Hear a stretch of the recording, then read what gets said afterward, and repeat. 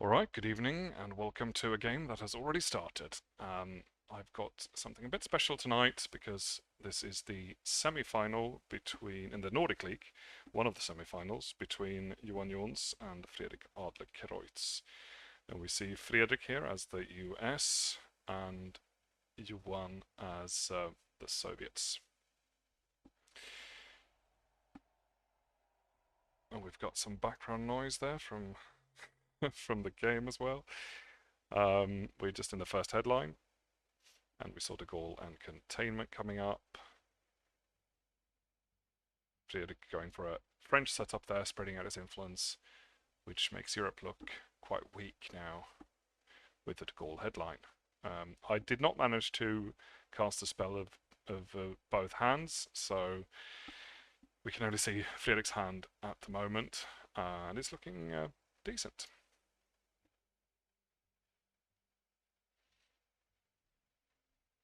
Not great, not terrible. Like I said, this is the semi-final, the first semi-final, I believe, that has been played so far, and it is currently live. And we had Johan as the winner of the Moonin division, and Fredrik as the runner-up of the Hugin division. Hugin and Moonin, as I'm sure you all know, are Odin's ravens, so that's pretty epic. Johan is currently ranked 228 in the rating system, and Fredrik is ranked 100. So the positions there are reversed, as opposed to the actual results of the group stage of the Nordic League. So Johan has chosen the side, and he has chosen the Soviets. Alright, we saw him fill up France there using the China card. So he really wants France, and maybe he did not have a 4-up.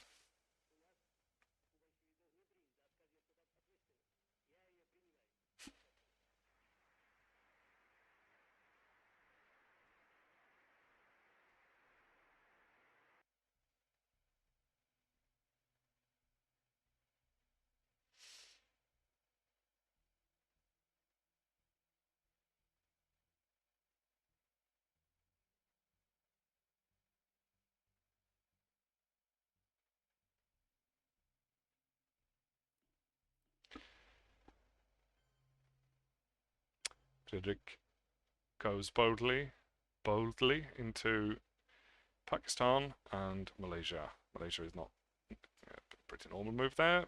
Pakistan is a little bit more daring, but perhaps he reasoned that Johan had already played the China card and may not have a strong card to cope with in Pakistan.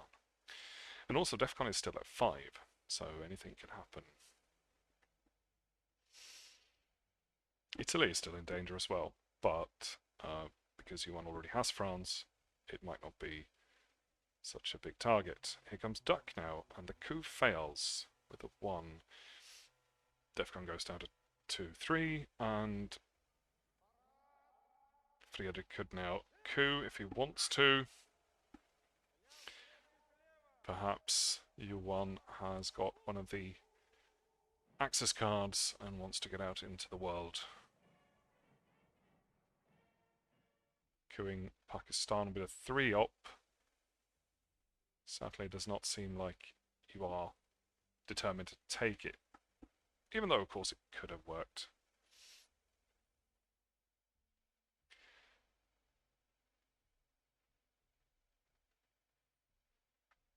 Fredrik is hesitant. He also does not really have a coup target.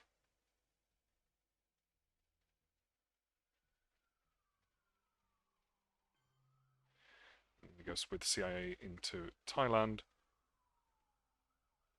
for domination in Asia, and DEFCON stays at 3. I think that was probably a good idea. There's no need for him to bring DEFCON down any further right now. So the plan today is to play all 3 of these games. or possibly only 2 if someone wins both. It's a best of 3 to win the semi-final, and these players have decided to play all 3 games tonight if they have to. So this might be a long stream.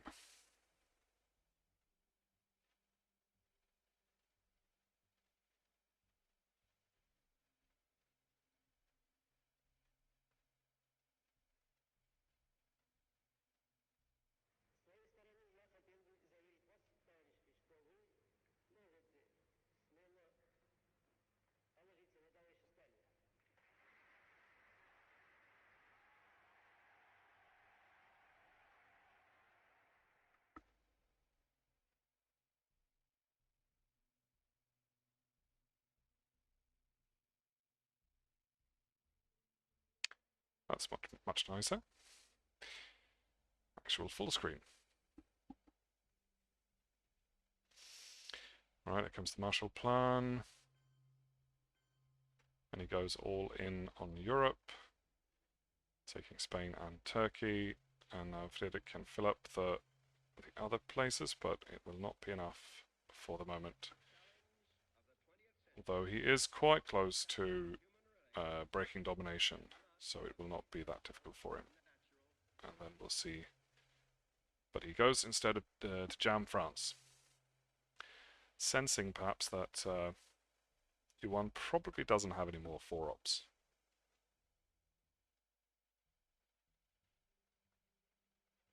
Since he decided to go with Marshall there.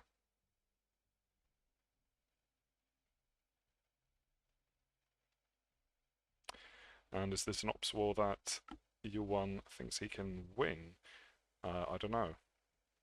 Certainly he knows that Fredrik has containment, which means that he'll probably think twice before going into an ops war. But then again, if you look at Fredrik's hand, he has some problematic cards. He can hold one of them, of course, but Johan doesn't know that. So, and then of course he's got Truman as well, which is probably going to be enough actually, unless Johan has a 3-op to take back France.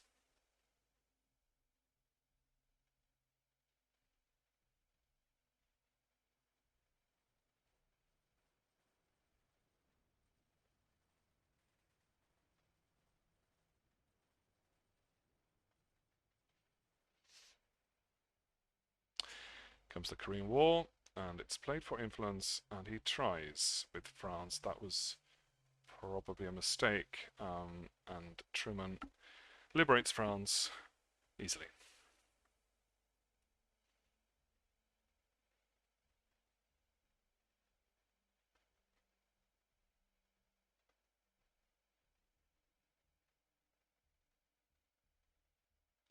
And now I think we will see blue domination of Europe fairly soon. The Soviets are still not present in the Middle East either, and the US is dominating in Asia, so this board state is looking quite good for the US at this moment. DEFCON is still a 3, but I think that Fredrik will probably be happy not to coup with this board state. You would have to coup with a 4-op as well, which is a bit of a waste. Here comes the Vietnam War. Vietnam revolts. Meaning that Fredrik will now have to go into Laos, presumably, and maybe overprotect Thailand.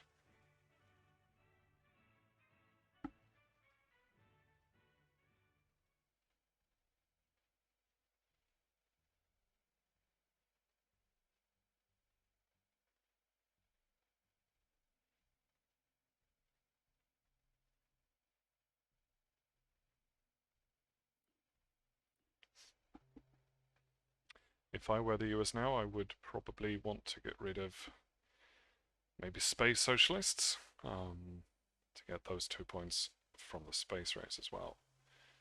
And if he wants to do that, then of course he cannot coup. So we'll see what he decides.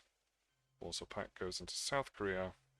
We have seen the Korean War, and he blocks Laos, and Asia is now firmly blue. He has not yet committed, but now he has. Last act round of E1. It's been a pretty rough first turn for him. That containment certainly helped, and Fredrik managed to wrestle control back of Europe, which Johan had sort of invested quite a lot into. And it's only a one-up card, Romanian abdication, going into Syria for that presence. And we'll see if Fredrik decides to break that presence with Suez. He does not. Instead he goes for Egypt and overprotects France, and Suez becomes fairly impotent. But there will not be a US coup, so 3 VPs there to U1, who will be up by 1 point if this is Fredrik's final decision.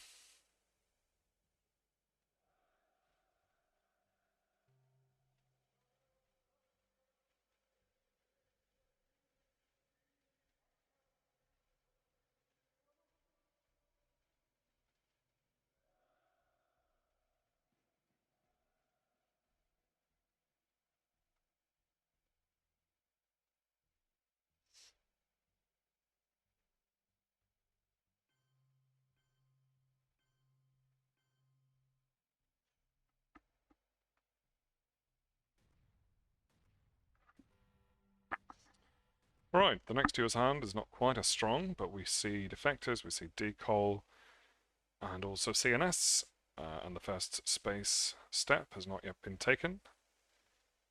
The US decides to go with headline Middle East. I think that makes sense. Even NASA couldn't really stop it.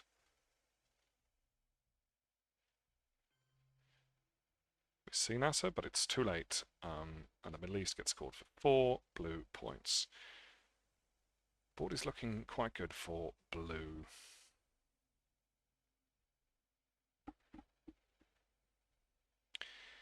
We've seen quite a few of the 4-ops. NATO, here comes another one. Nuclear test ban for a coup in Thailand. It is a successful coup, but he doesn't take control. And it's easy enough for Fredrik to fill up Thailand back up, which will then of course give you the opportunity to coup another country. But now the Middle East has been scored already. Panama is probably the best target at this point.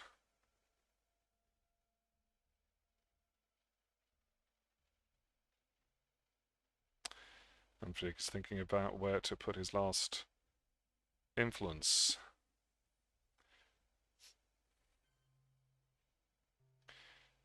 And it goes into India. Judging that there probably aren't that many 4-ops left. And he controls decol himself.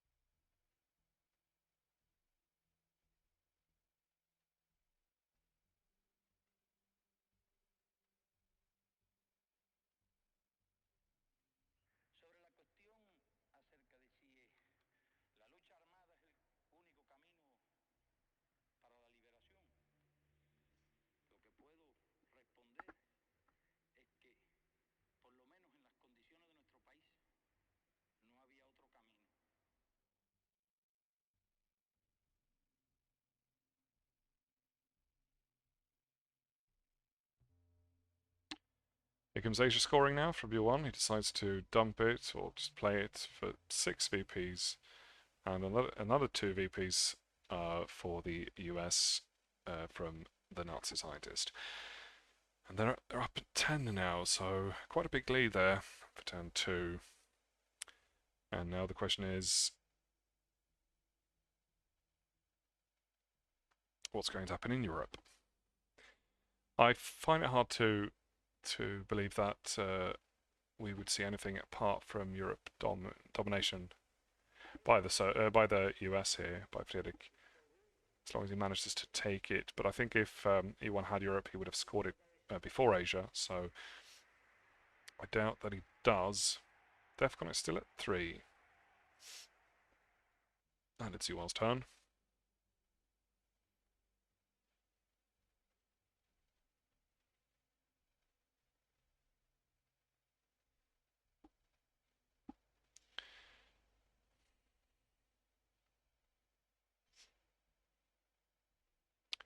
Here comes a coup with the blockade. He wants to get DEFCON. Oh, no. He wants to get into Lebanon. It's a good roll.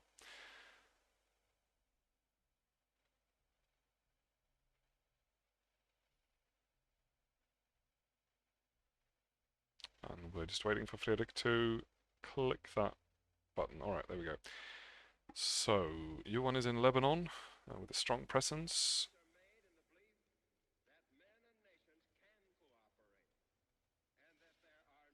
U1 did not get any mill-ops from that. He was already at 3 or 4. And now Fredrik goes for a coup in Egypt instead for the 2 mill-ops.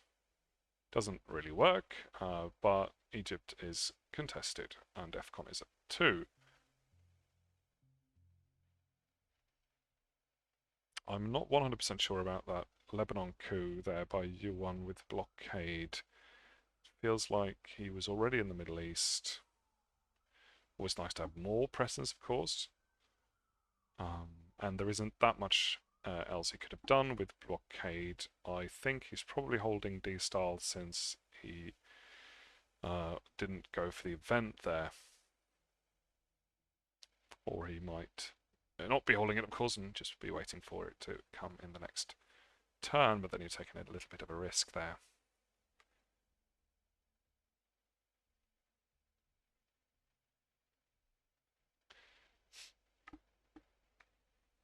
Egypt is still up for grabs, and Nasser has been played, so it's anyone's.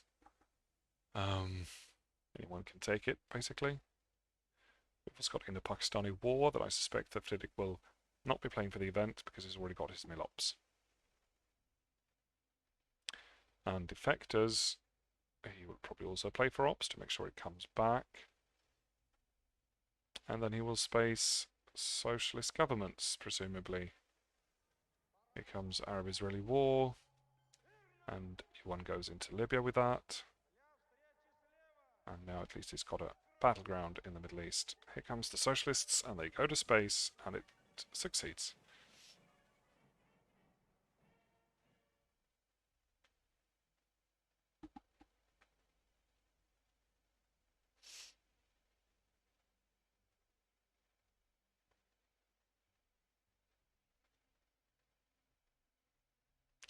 And here comes D-Style. D-Styling out of Lebanon, so he definitely got a use there for all his influence. I think I probably would have left one, actually, in Lebanon. Taken one from Yugoslavia instead. He spreads out into South America and into Africa, a fairly standard D-Style there. Now causing us to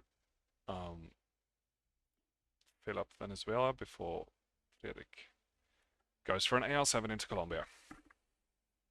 Or AR6 rather, at this point in the game.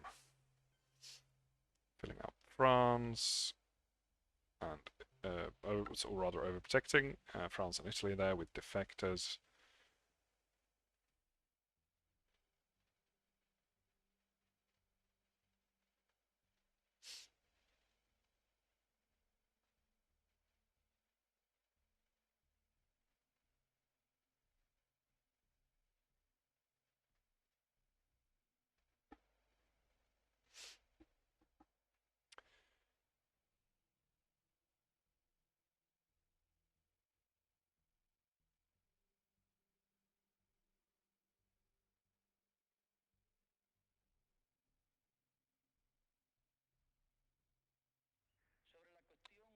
And the last card from U1 is Cambridge 5, going into Yugoslavia and Algeria.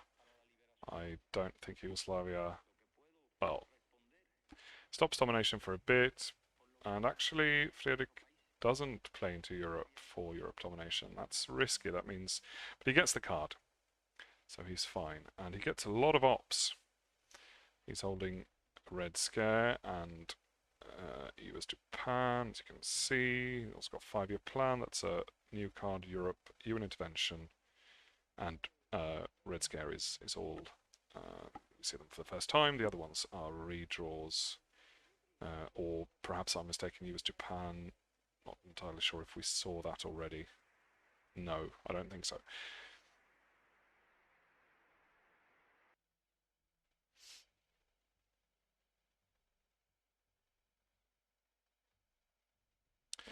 As for Yuan, I believe he's holding East European Unrest and Fidel. That's right.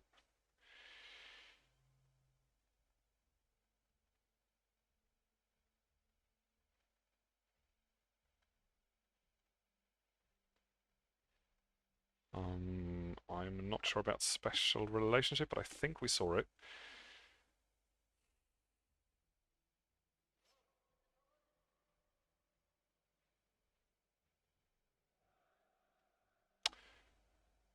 I think we also saw Comic-Con. Okay, so Yuan, we get to see Yuan's hand here. Oh yeah, so Olympic Games, NORAD, East European, Independent Reds, I think were his the new cards, and NATO certainly redraw, Comic-Con as well, I think, and CIA obviously that he is now played, giving Fredrik a chance to coup or do something else. I suspect we will see a coup in Angola, perhaps. Or even a walk into Venezuela, but that's risky. That's giving up the coup and just get couped out of Venezuela again, presumably. It's something you can do later when you have as many ops as Fredrik does here. We will probably see Decol go to space, and possibly Korean War played with UN intervention, which is a nice combo because it's historically correct. Let's see what Fredrik will choose to do with CIA. I think I would have gone for a coup in Angola.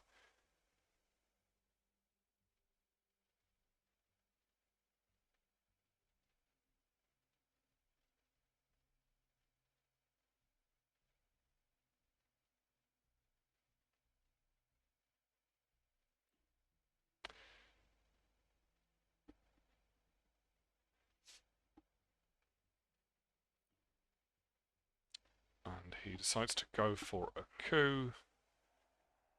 Queuing Venezuela might also be an option because you have a small chance of knocking him out of there, but he does go for Angola, and I think that was a good choice. He rolls a 3, I think it was, and Angola is now blue.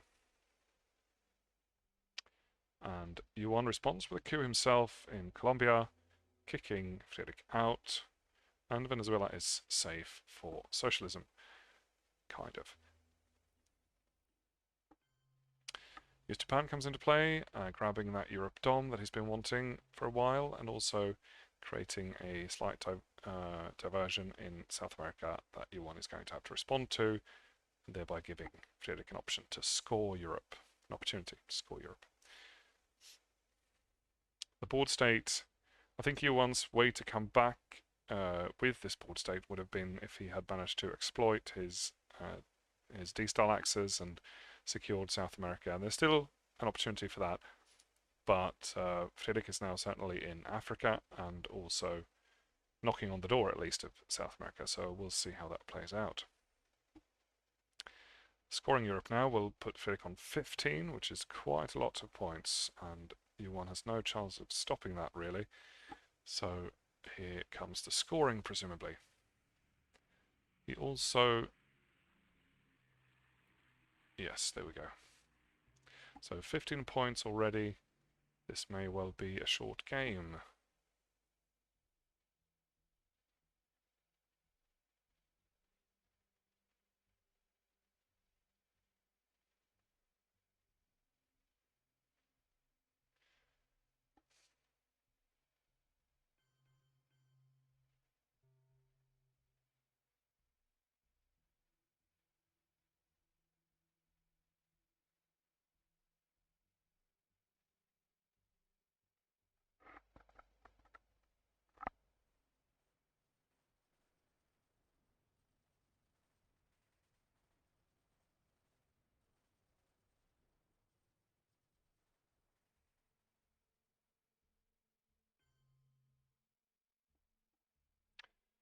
Yuan manages to challenge Fredrik in the Middle East there with domination. Grabbing Iraq. Decol goes to space. I wonder if Yuan has got the scoring there for the Middle East. No. No, of course he doesn't. We saw that already. He coups Colombia again, going for the 2 Milops there, and now he's got a stronghold of Colombia, and Yuan Fredrik is no longer in South America. So of course, if South America comes out early and Fredrik doesn't manage to get back in there, then that could be a chance for Yuan to get back into this game.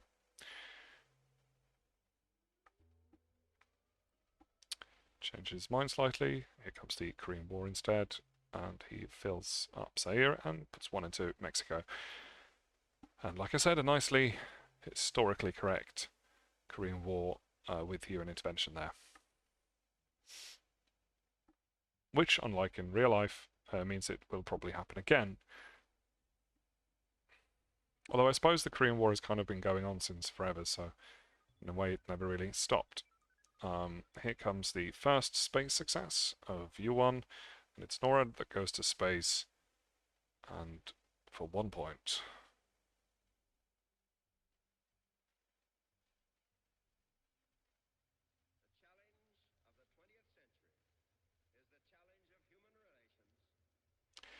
Again, difficult turn for Yuan here, being purged and also having to deal with CIA. 5-year plan, takes control of Mexico and fills up India.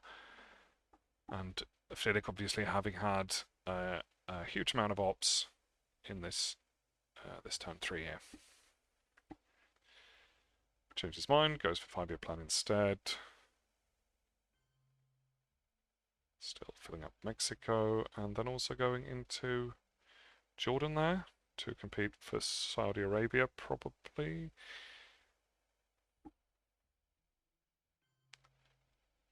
And into Costa Rica. Yeah, it's already got Asia Dom, and if it gets scored, then he will win the game, so he doesn't really need to worry about filling up India right now. D-Star has been played, there's no way for Yuan to get into it.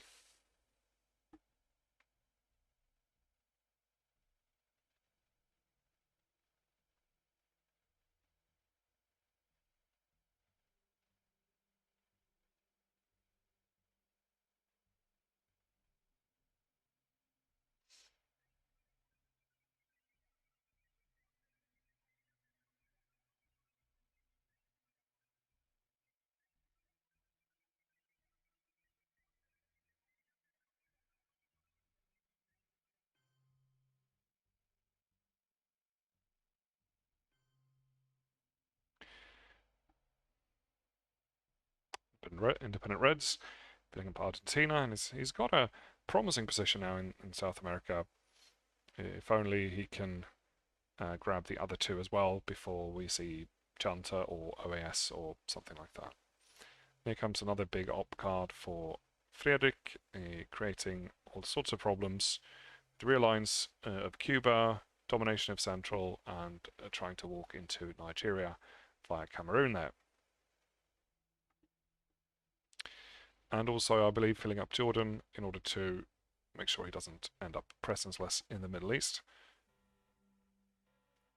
And here comes South America. It does come early, but we also see Junta, Voice, and OAS in Fredrik's hand, so I'm sure he will be able to deal with that problem. Junta is, by the looks of it, going to be the headline. I'm not surprised. The Voice is tempting, though. Voice is tempting, I'm sure. So he goes with Junta. And from Yuan, we see Liberation Theology. That can come in handy, although it will be difficult for him to take Mexico, but perhaps Panama is a better target.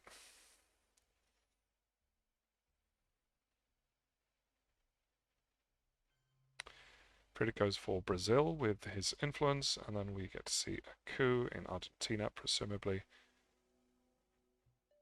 And it just barely does not work, or at least he doesn't managed to kick Yuan out of South America, but he's still got OAS up his sleeve and also voice. So if Yuan does not immediately strengthen his position in southern South America, then he's in for a lot of trouble.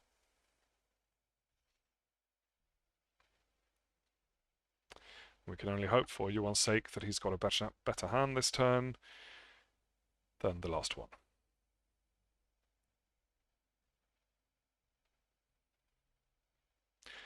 We also have Usuri in Fredrik's hand, which he doesn't really need. He's already got a very strong position in Asia, and he doesn't really need to flip North Korea or anything like that. And I believe that Usuri will probably be used for ops.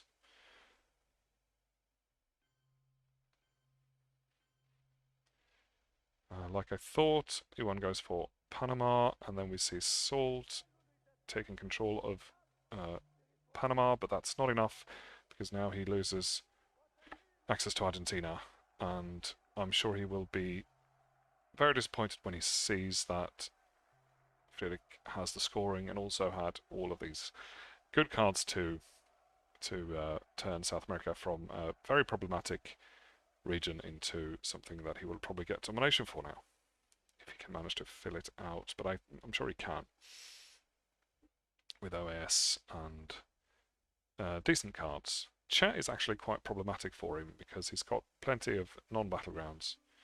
Here comes a real eye now with Flower Pearl that could see Fredrik get kicked out from Brazil, and indeed it does. And also completely kicked out of Panama. And again, the map is looking slightly problematic for Fredrik in South America, but he still has OAS to get him back in there. Question now is, does Fredrik go there right away, or would he like to do something else before? You might not want to go straight to South America again and risk getting realigned again if Yuan happens to have another 4-op, or just is lucky with the dice. You're not really in a hurry, but of course, if Yuan goes into Brazil and then continues into Uruguay, then you are in a hurry. Fredrik decides to go for influence, going into Nigeria, and this might be in preparation for playing Che, possibly. Make sure you are in those battlegrounds before something bad happens. Now Che only has 2 targets, but they're quite good targets. They secure domination in Central and also secure some kind of presence in Cameroon and creates threats to Nigeria and Zaire that Fredrik is going to have to deal with, all the while having to deal with South America as well. He changes his mind slightly, still going for Nigeria, but then also setting up a real-line threat on Cuba. I like that move better, I do.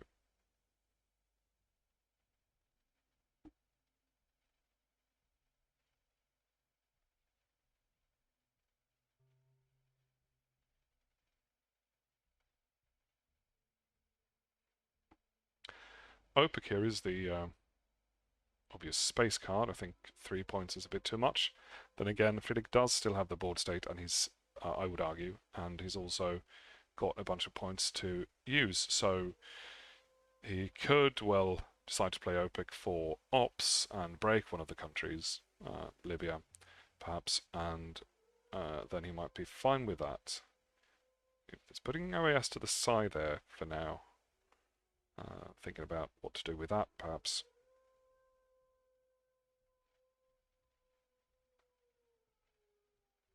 So Opik might not be such a bad card, and Che might actually be worse.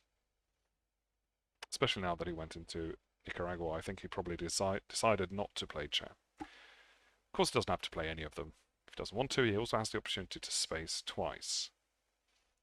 Arab Israel is slightly problematic because it gives Yuan Milops. And VPs is the one thing he wants the most right now. Comes cultural. He's going into Brazil, and then he's walking through Tunisia, trying to get to Algeria, meaning that Fredrik will probably have to grab that quickly if he wants to maintain the threat of Africa control. But he decides to go with OAS instead, and spreading out into Chile and Argentina there. perhaps deciding that you can get away with a tie in South America, that's still quite good. There's some new music here in this app. I'm not sure if you're hearing that because I've got the sounds from the game set to a very low recording. But there are some sounds that I haven't heard since the last time I had the sound effects on, which is probably about 8 years ago. That realign did not work quite as well. He did have another 4-op. NATO gets triggered, but we did see special just now, so it's not really a big deal.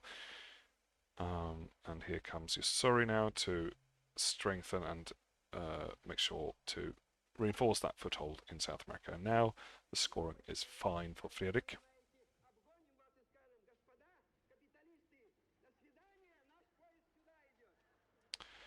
Here comes a coup from Johan with defectors, another point that he can't really afford to give, but I guess he kind of has to. Probably he's got something else that he wants to space. And he takes back his domination of Central. And the Arab-Israeli war grabs Algeria. I think I would have...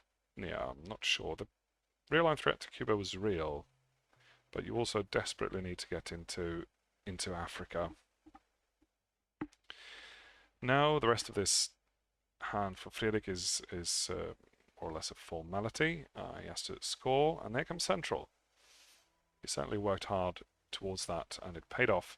And here comes South, scored for a tie. The BPs go down, still on a fairly high 10 for the US, but we're out of immediate danger of a steamroll. And there comes Grain Cells, the arguably much worse card than Defectors. And Johan grabs that other space step for 2 points. All right. Again, an average hand. It's got some problems.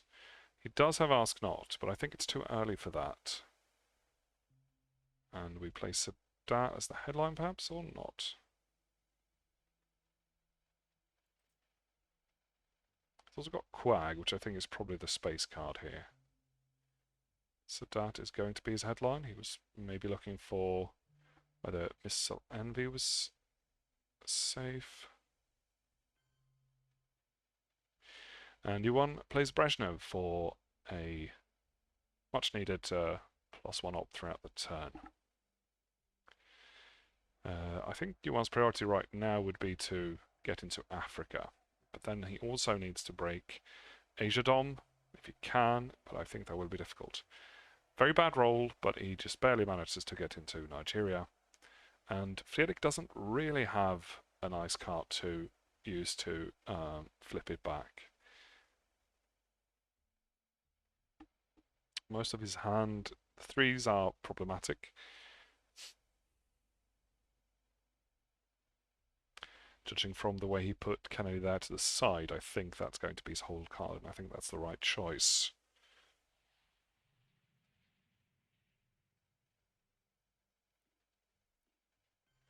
Missile Enemy for Ops, making sure that he has...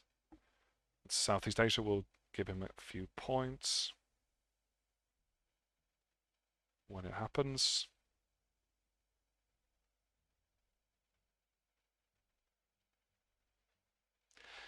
A little bit like last time, most of Fredrik's cards here are...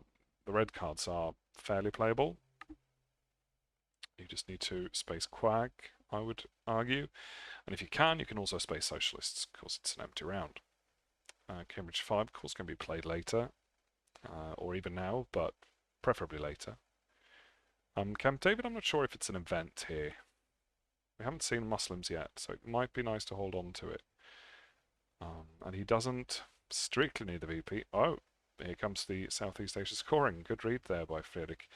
I guess he probably wishes he went into Indonesia there now as well. But it wasn't going to get any better for Yuan, so I think dumping that there was the correct choice.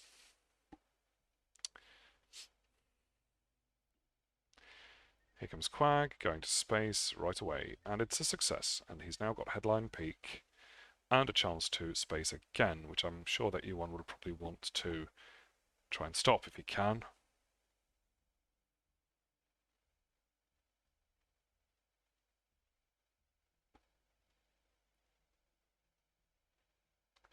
But Yuan also has plenty of problems on the board. Overprotecting Nigeria, perhaps. Something he wants to do. Asia is difficult. He's not going really to be able to stop Asia Dom unless he gets the Korean War back. And even then, it's problematic. We have seen culture already, so the China card will stay in the US hand for the foreseeable future. But we also know that the usual DEFCON cards in the mid-war have already come and gone.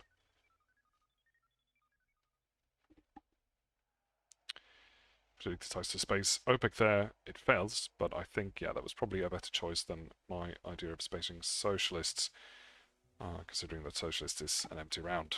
OPEC is would have been 2 VPs for Yuan.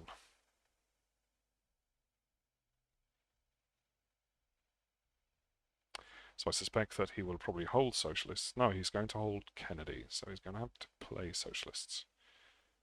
Here comes Cambridge 5 now, reinforcing Zaire and going for Sudan.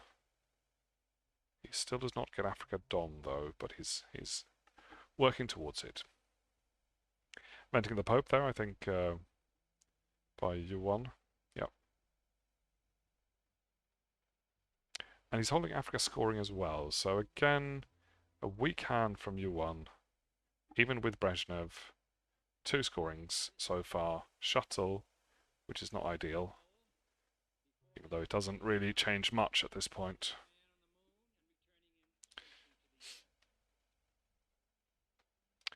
Fredrik discards socialists, waiting to repair it.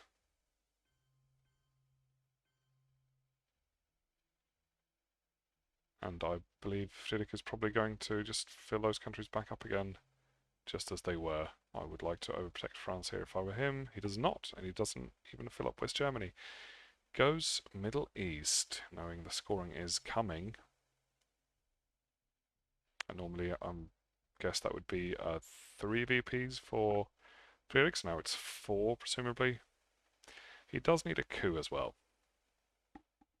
if he wants to maintain that lead. Oh, here comes Muslim now, kicking out of Saudi Arabia and Egypt. But Fredrik has still got Camp David in his hand, and also he can just do that.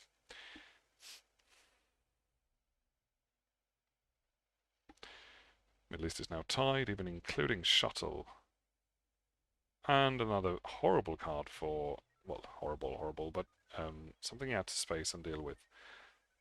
Muslim was nice, but it just barely helped him to contest the Middle East again. But apart from that, Yuan's hand was not great. And here comes the final coup from Fredrik, and the turn ends. Now is a better time for Ask Not, surely. Even though he's got mainly blue cards in his hand, and also blue cards that he could kind of need, but he cannot hold both Lone Gunman and Ask Not. And he doesn't... Alright, here we go. Headline ABM from U1. Who knows what will happen there.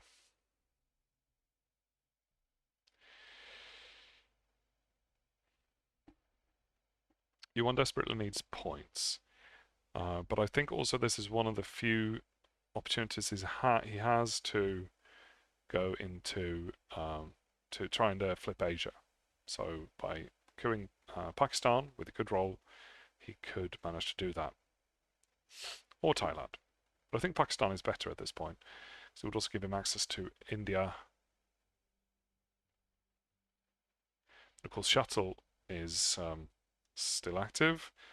And if he's got Asia scoring, then he might not be able to... because he doesn't know that Fredrik has the Middle East, of course, so it'll be a chicken race there, maybe, to see who has to play his scoring first. Fredrik decides to go for Bear Trap, guaranteeing to get him a coup if he wants, but also maybe being able to respond to a fairly bad coup by Johan, which he manages to do. I think in Thailand, he doesn't really have the ops though.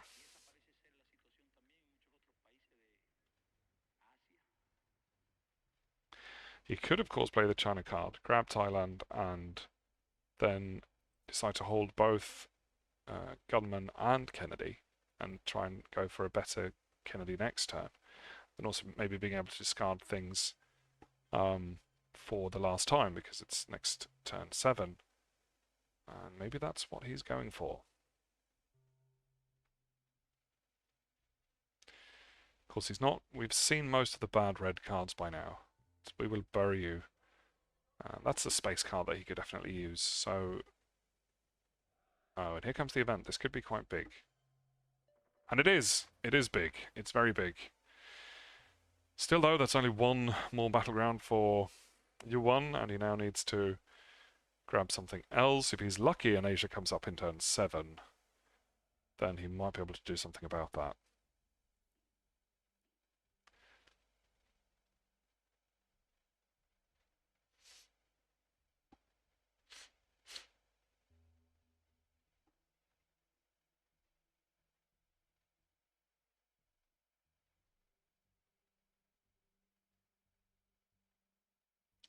DEFCON is also still at 3. Both players are free to do things. Fredrik is considering going into Saudi Arabia there, but doesn't really give him domination right away. And like I said, DEFCON is at 3. You would think that he would want to go for a coup. Nigeria is a tempting target, surely. Yes.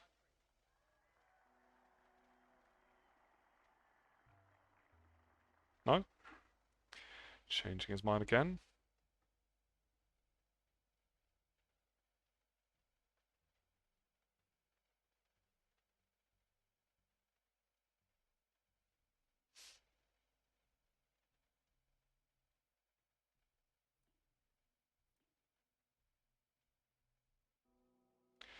And changing it back again for the coup in Nigeria. It's a decent coup.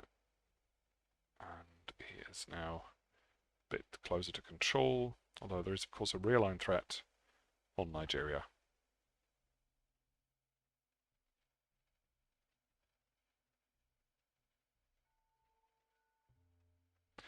And here comes the brush war. So a much better hand for you on this turn, and he grabs Pakistan with it. That was fortunate for him, and now he's... but I guess he deserved that after his overall, I think, bad luck so far in this game.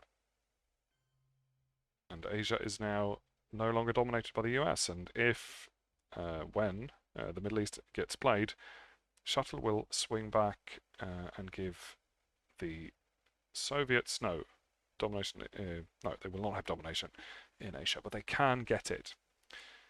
I think it will be difficult to hold it, though. He is contesting Saudi Arabia there, hoping that perhaps that Fredrik will have to score the Middle East without getting anything for it. 1 VP is what he's getting at the moment. That's what he does. No, that's not what he does. I think he kind of has to, though. There's no way for him to... Exactly, yes. All right. So that means Asia is now possibly quite close to being dominated by red. But it does require a lot of work. He has to grab Afghanistan, Burma, and then Fredrik could easily counter that by going into Indonesia and the Philippines. And then it's basically an ops war from there on.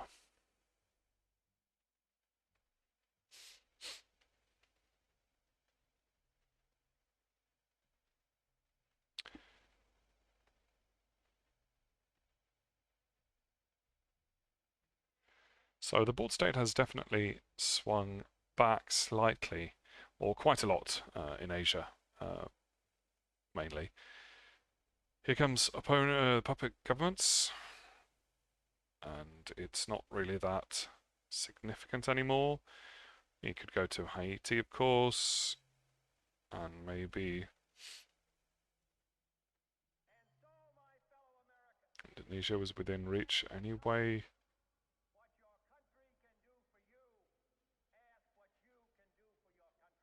I might go for another one in Africa. Just make sure I keep Dom. Yeah. And also, defending Nigeria, but of course, Soviet coup now into Saharan states could spell the end of Nigeria as a free democratic country.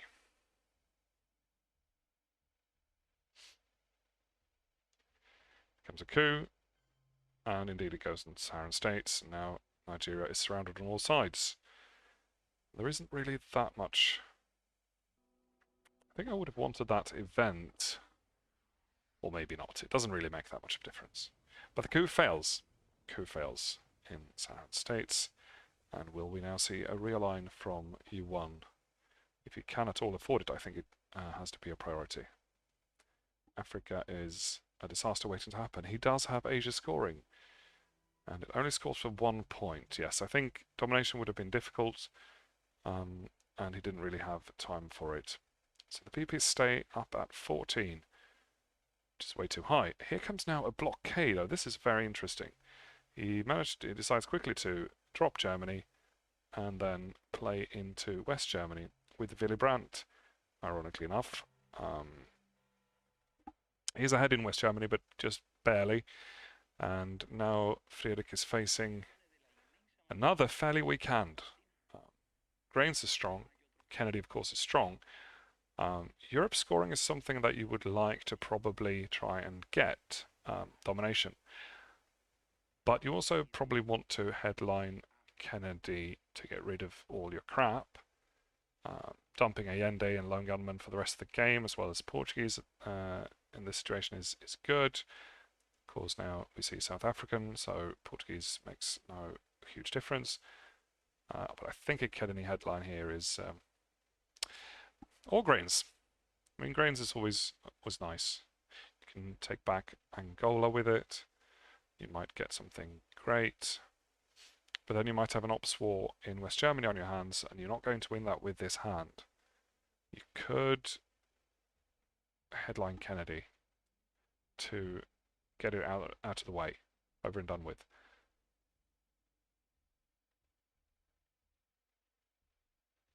Of course, Africa could quickly turn quite red with this current board state. Fredrik decides to go for Kennedy headline, getting rid of all this junk, and this must feel pretty great.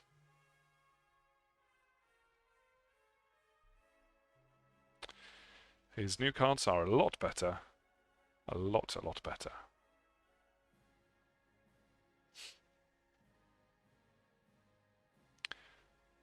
He's holding on to Europe scoring, of course.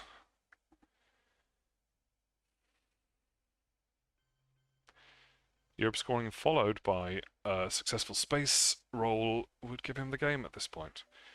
Johan coups Argentina, and it works, and he's now got South America Dom. The board state is turning increasingly in Johan's favour, but of course it's from a weak point, and he's got a lot of points to catch up with. And unlike the last couple of rounds, couple of turns, Fredrik has now actually got a good hand as well.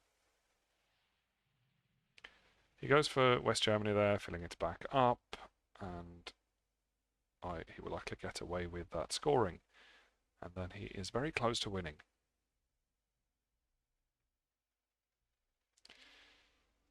Johan decides to go for a realign in Chile. And if he has South America here, it does indeed work. If he has South America here, he's still in the game. But he will have to hurry.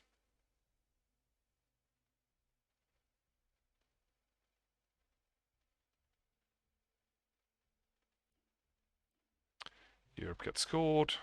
VP is up at 18 now for the US. And if Johan has South America, he has to play it now to stay in the game. Or to make sure he stays in the game, rather.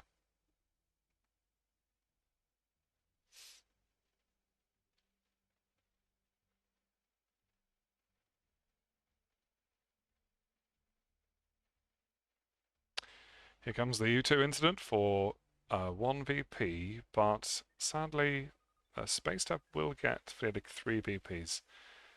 And that's the his main source of VPs right now.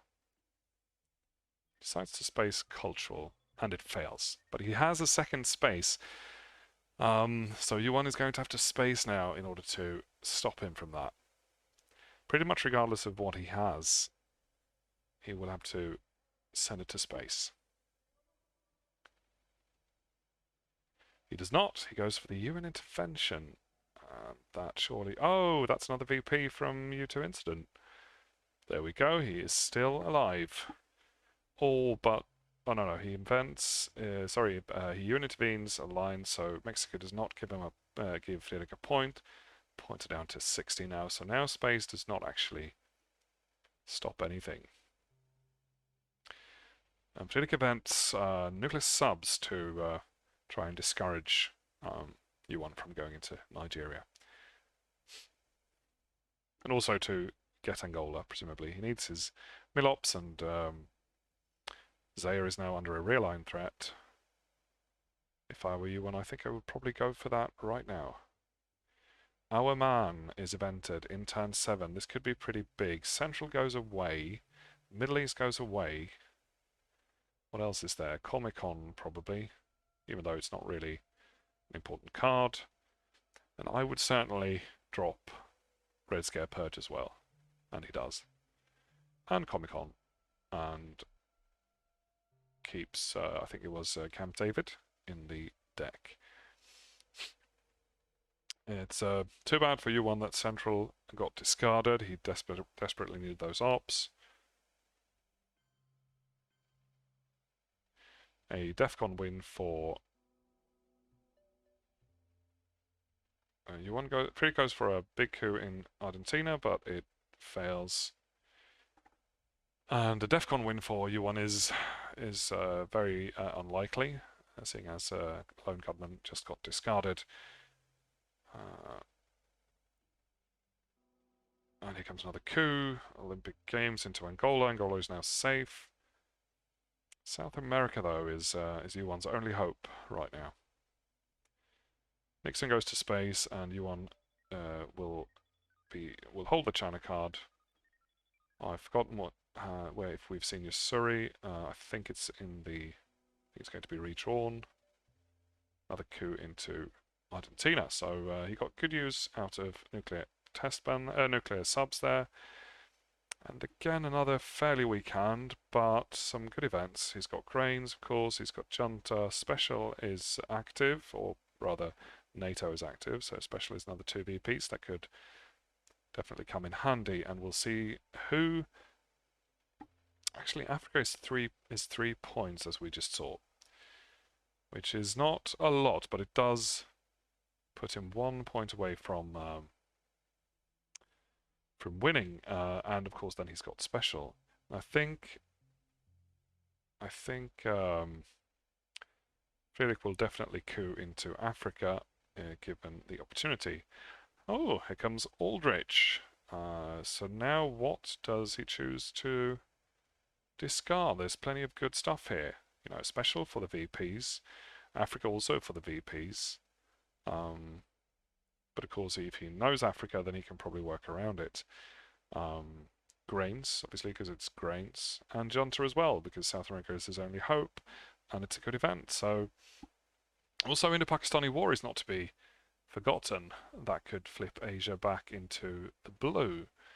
So, plenty of nice events here that Fredrik is holding. But also Korean War is problematic, and he will have to decide whether to space that or Liberation. I think it would be Korean War, then it's Liberation you can kind of repair. But he's not got a strong hand. If he wants to play ops, then that's a problem. I don't know what I would have done here if I was Yuan. Maybe special. Depends on what the rest of your hand looks like. Grains could obviously also be a problem, but I think you want to focus on the VPs right now. Because then if you can coup yourself into Africa, you can grab Zaire and then at least stop Africa Dom.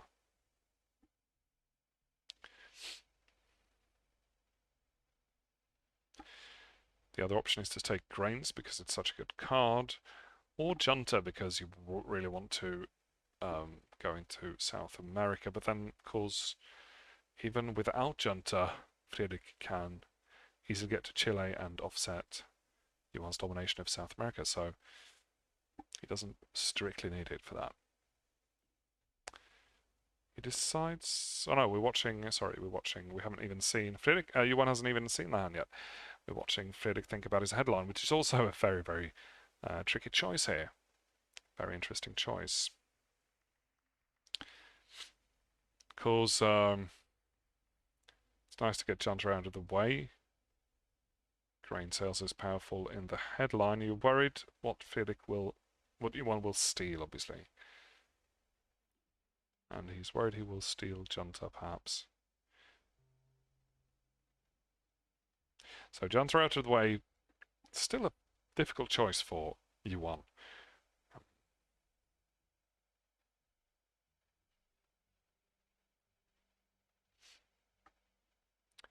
Now that he knows he won't get to coup, perhaps Africa scoring is still the most important card here.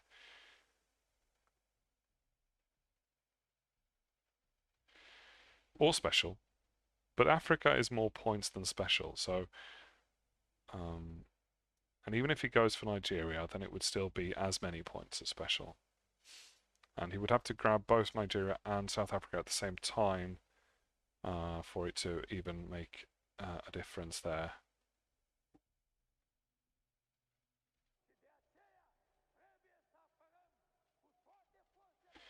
And domination is still within Fredrik's grasp, even if it does that.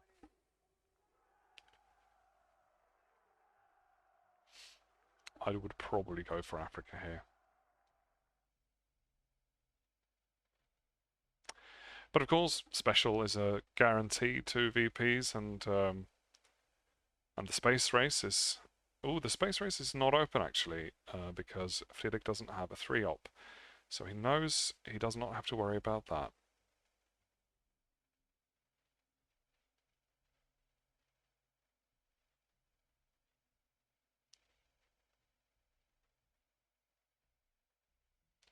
But this is a very interesting choice. I'm sure there are different opinions.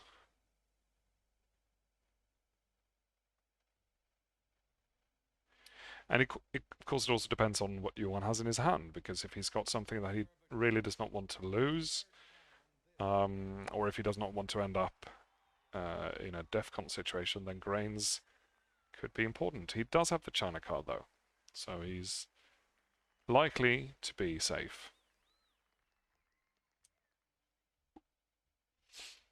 From DEFCON right now.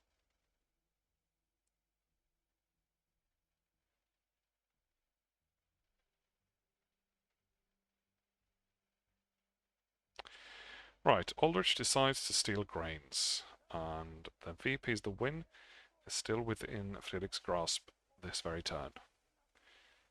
Here comes the initial coup now with Junta in the headline.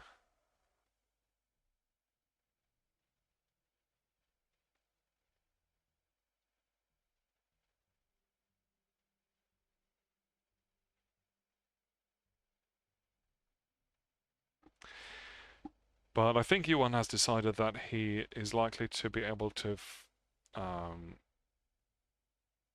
if not flip Africa, then at least contest domination. And that it's better to discard Grains.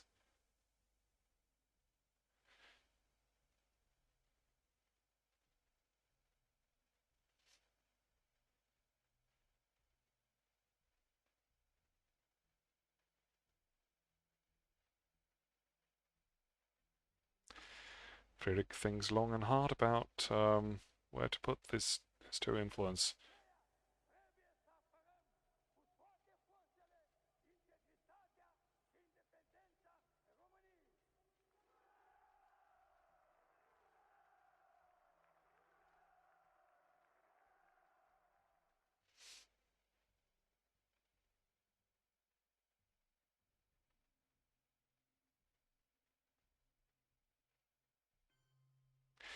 So let's go for Brazil.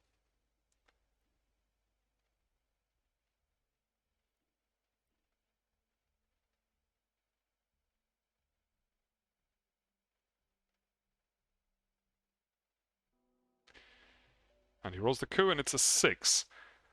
Strong roll, and I think with that roll, I am prepared to say that Fredrik has won this game.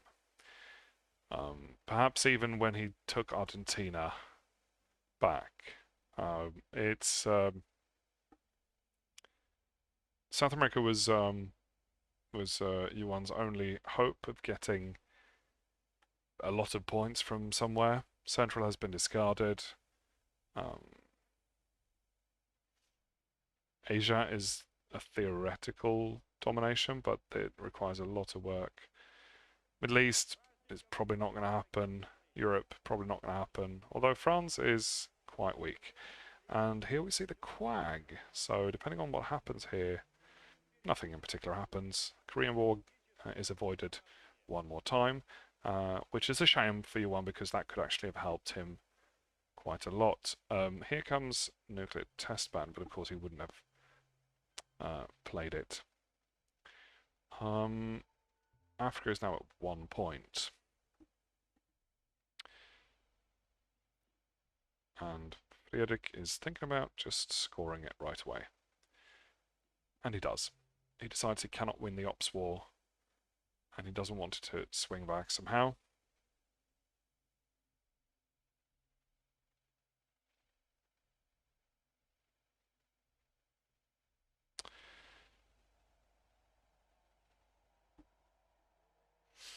Of course, we have 2 VPs coming from Special, and possibly 2 VPs coming from Indo-Pakistani War. So the win is still possible this turn, unless Yuan has some VPs up his sleeve.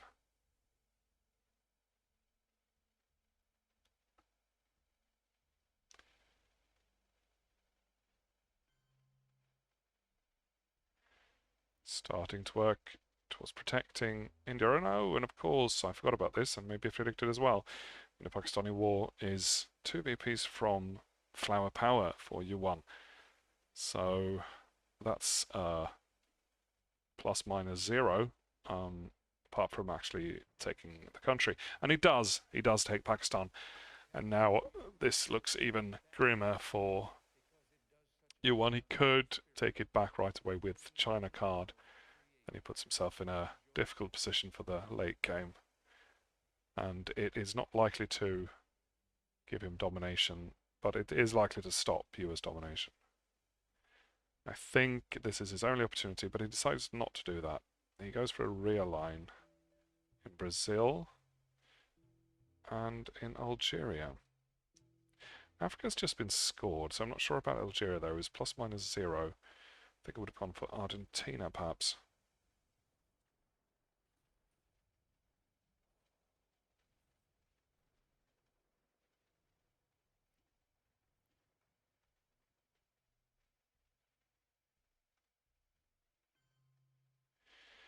Fredrik fills Saudi Arabia, starts putting stuff into Chile. I don't know. I think depending on his hand, he might have a problematic hand or he's worried about DEFCON, but at this point, Yuan needs to take back Pakistan. Of course, he knows that he's not likely to win from final scoring anyway. So DEFCON, I suppose, is his only way, and then you don't really want to give away the China card. And there's still an opportunity if... no, there isn't actually. Because Fredrik is not in Cuba. And he could space Wheelbarrow you and Lone gunman is gone. Here comes Che. Goes for a walk in Africa and Haiti. It triggers liberation. Haiti, Africa now is firmly not US dominated.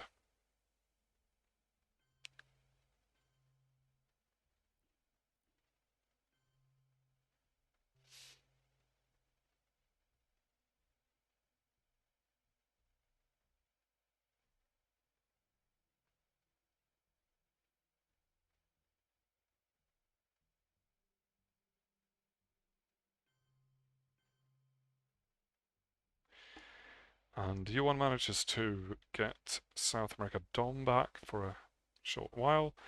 And here comes the special event now, protecting France by a lot.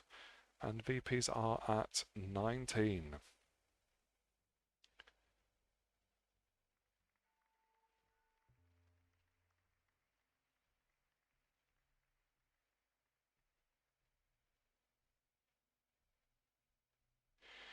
And here comes the China card. And he does take back Pakistan. And I said I thought he should do that, but I changed my mind because then again DEFCON isn't really possible either. Unless you can somehow fool him into walking into Cuba, and I don't think he will do that. But here comes a bunch of good events, and that's GG. Because that will happen first. It's just what Fredrik needed.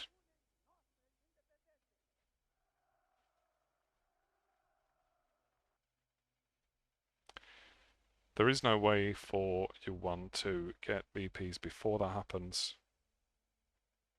So, yes, I think that would be the perfect headline.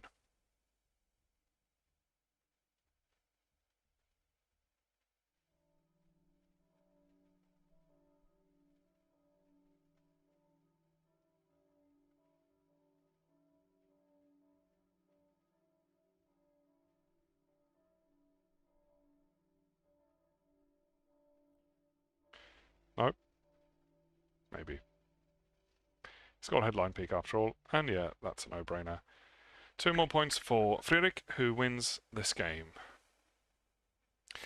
Alright, I think we'll take a short break. That's probably what... yeah, alright, so they will continue right away and take a few short minutes break, and I think I will do the same, and I'll be right back with you.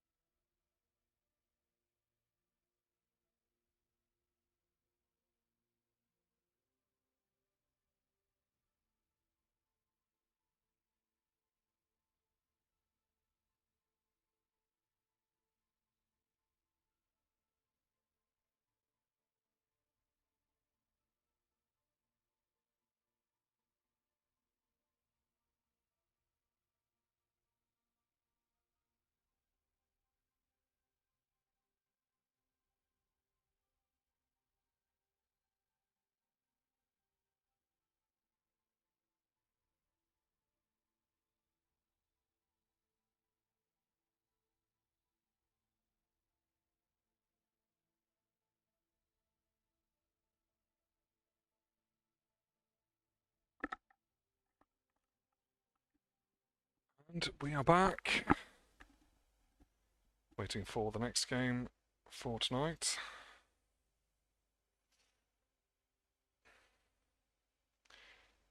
Let's just see if the stream is working properly.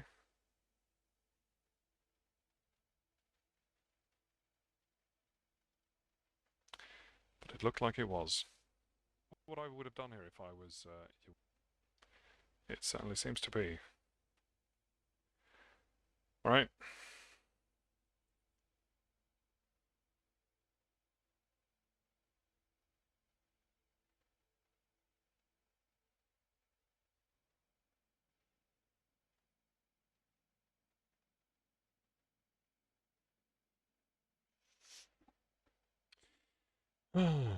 Okay.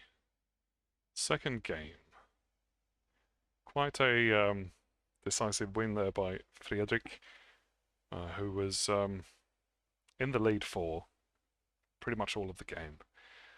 The board state swung slightly back into Johan's favour there for a short while in the middle, but the scorings happened in a way that didn't really make much of a difference.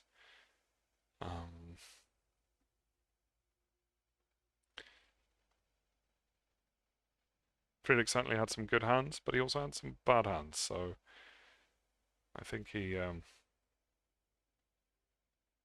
got off to a really good start.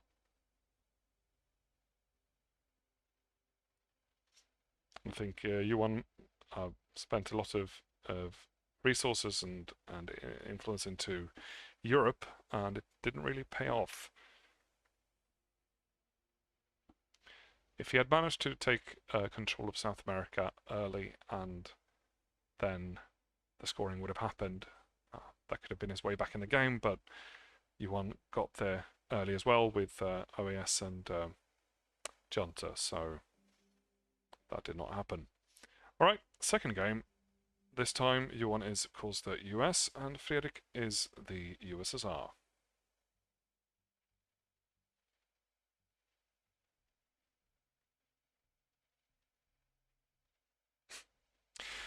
There is a problem known to all Swedes with the chat, and it took me, I don't know, when was the app released? In 2015?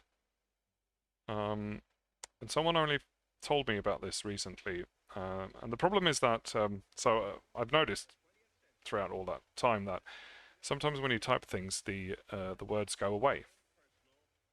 The letters go away. Some of the letters, like, it usually cuts out the end of words, and that's when you use special letters. I'm sure this might be a problem in many languages, but I only realised that, or I was only told the other, like last year maybe.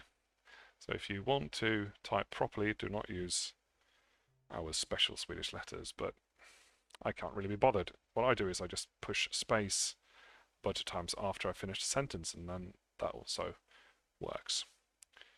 Right, game started. Standard Soviet setup by Fredrik in Eastern Europe. And Johan's hand is decent. He can control de Gaulle. He can stop the Korean War. He can do all sorts of things. And he's got Truman, and he's got 5-year plan. And he goes for a headline in the Middle East. Makes sense. Oh yeah, so we're seeing Fredrik's hand, obviously, not Johan's. We did not know he was going to headline the Middle East there, but with Cambridge 5, he sees Asia, and that can be very useful. So, with that in mind, we're obviously seeing Fredrik's hand. This is still a decent hand. You can hold on to 5-year plan. Independent Reds and East European is not really that problematic. You've got Unitvention, you can discard Truman and you can control it. So he also has a Soviet hand. This is arguably perhaps even better than as a US hand. Where will he go with this influence? I think I would have gone for India here. But Thailand is, of course, always tempting. And he goes for Pakistan. Here comes de Gaulle with Smops, and he blocks Asia, Western Asia very efficiently and gets Dom.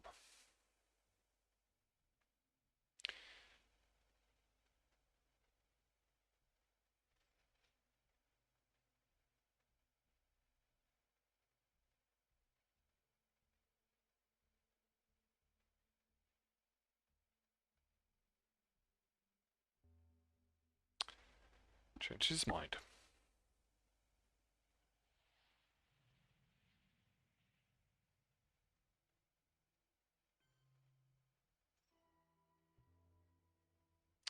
Goes for Thailand instead. And then he decides to go for Malaysia and get Asia Dom that way. However, he's giving up Western Asia now. But that's what he commits. He also does not really have a strong coup card. So if the US goes into Pakistan now, then he might not be able to stop that.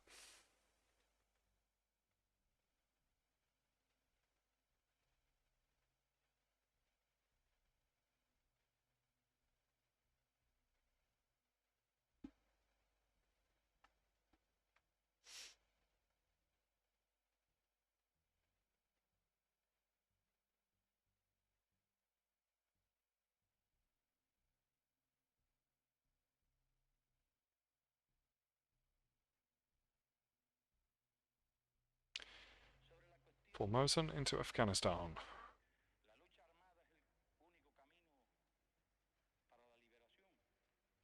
Getting at least a point.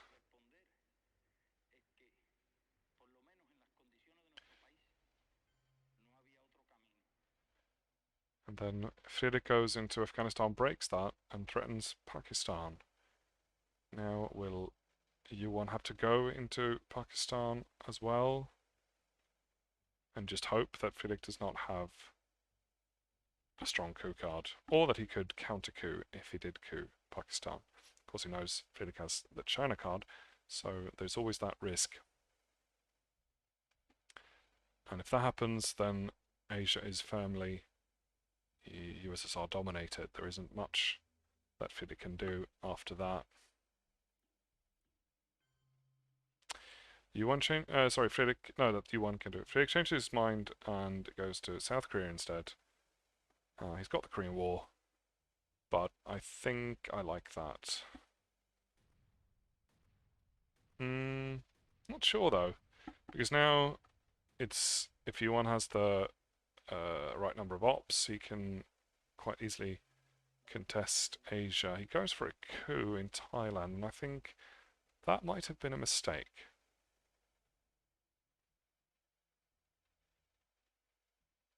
Because now DEFCON goes down to 4, and now he can't really go into Pakistan because then he might get couped out.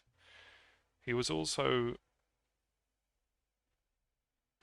Fredrik was likely to be able to repair Thailand unless he rolled really well.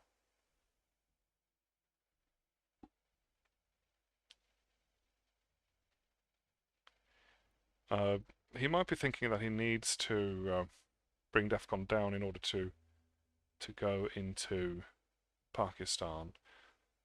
And while that makes sense in a way,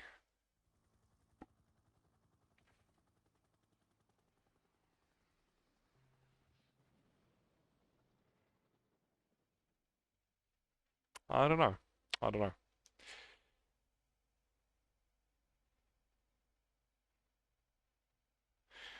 Unless he has another 4-up, I would have held on to NATO to counter coup if Fredrik decided to go for a coup into Pakistan. He might have more 4-ups, of course, so might be prepared for that, but now DEFCON is at 4, so the first one who coups in Asia now you won't be able to counter coup.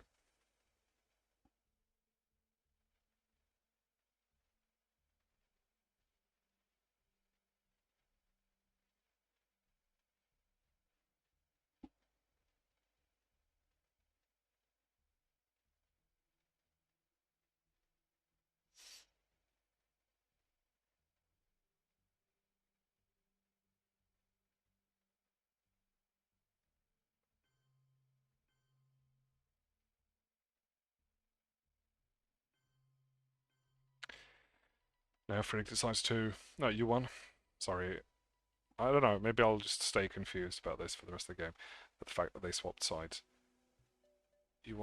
Fredrik goes for a coup in Pakistan, and Yuan cannot counter coup, but he does not... Pakistan is still open. And he does have a 3-op and that he can use. But now, of course, Fredrik is in Western Asia and he grabs India. I think that was a good move. Alright, okay, you an intervention. What? Oh, he triggered 5-year plan and got lost UN intervention. Right, I see. Okie dokie. So, India, but then he's got the war. And it always succeeds, but not always. And this time it didn't. That was important. Now Asia Dom is firmly in the red hand. And here comes the scoring. The end of turn 6. Alright, we see Fredrik with a much redder hand than last turn. And a bunch of really nice events here. Vietnam has kind of outplayed its part, but all the rest of it is lovely. D-Style could go into France. Socialists could mess with Europe. And he's got the blockade. He doesn't strictly need to event it because he now has... He's got D-Style already in his hand. And it might be better to leave blockade in the game for it to cycle back later.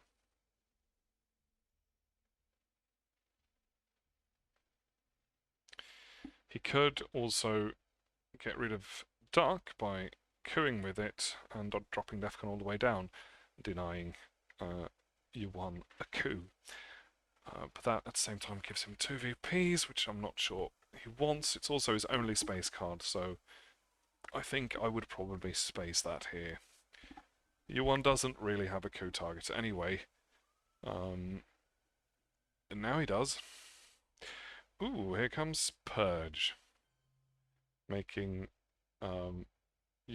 Fredrik's hand a lot less great, but at the same time there's a lot of events there anyway. Or is there? It's basically D-Style. Socialists, depending on what you want to do with it. Suez, perhaps, depending on what you want to do with it.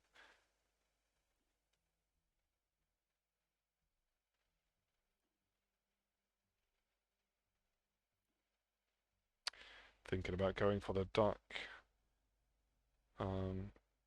thing there. I think I would still have space duck at this point. There's 2 VPs right on the first space track that they're still up for grabs.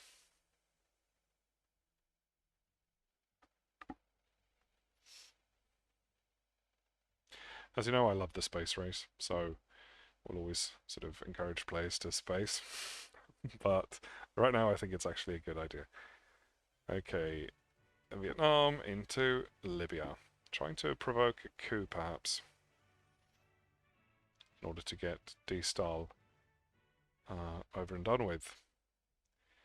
His problem right now is that he doesn't really have D-Style fuel.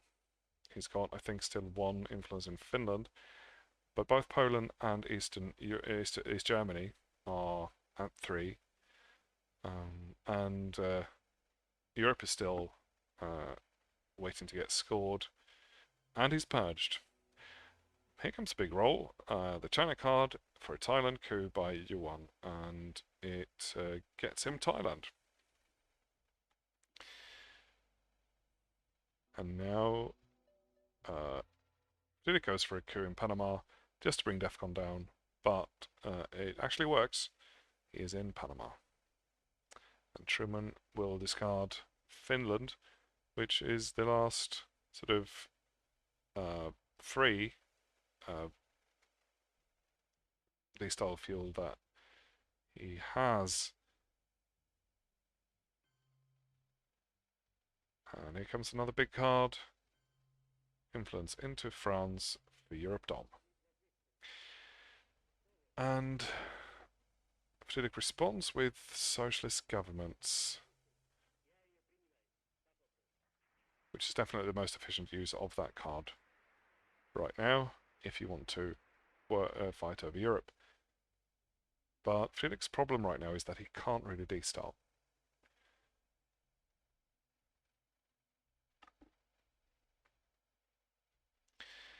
He could take, I don't know, one from Syria perhaps, and maybe the one in Pakistan, but it's nice to keep there, and then maybe one from Malaysia, and maybe one from Poland. But it's also problematic because he doesn't have a ton of ops to refill those places with. And all of them are kind of nice to have. I mean, Syria is for Dom, perhaps in the Middle East. And here comes another 4-op from Yuan. And he grabs Europe Dom right back. And here comes Suez to still keep messing with Europe. And because Fredrik is purged here, I think this is a nice way of just drawing out Europe scoring and sort of making an effort with his now rather weak hand in terms of ops. And he doesn't strictly have to destyle this turn, and I think he probably won't. Unless he gets maybe Warsaw Pact or Comic-Con. Yuan is probably thinking about whether to keep working on Europe. We have seen the Gauls, but I think most of the French events are now gone. Or was that the previous game? Not entirely sure.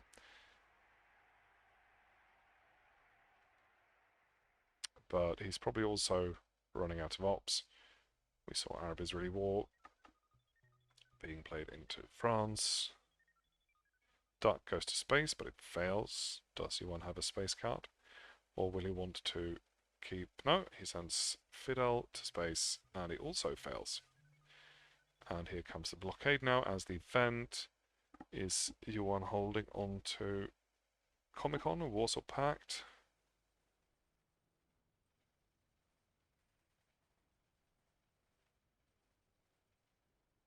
I'm not sure if maybe we saw one of them in the first turn of the game, but I'm pretty sure we haven't seen both.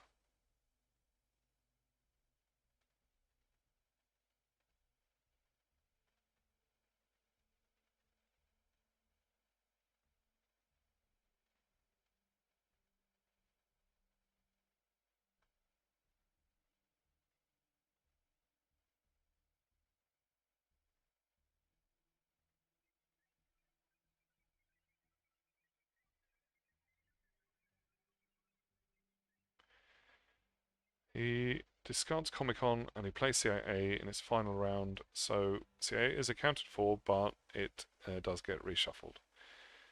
As we head into turn 3, Fredrik's hand is great. It's really good. He is considering headlining Europe's scoring here, and that's what he does. I would have thought you would go for 5-year plan there. Make Yuan work for domination and then 5-year planning. That's not what Fredrik does.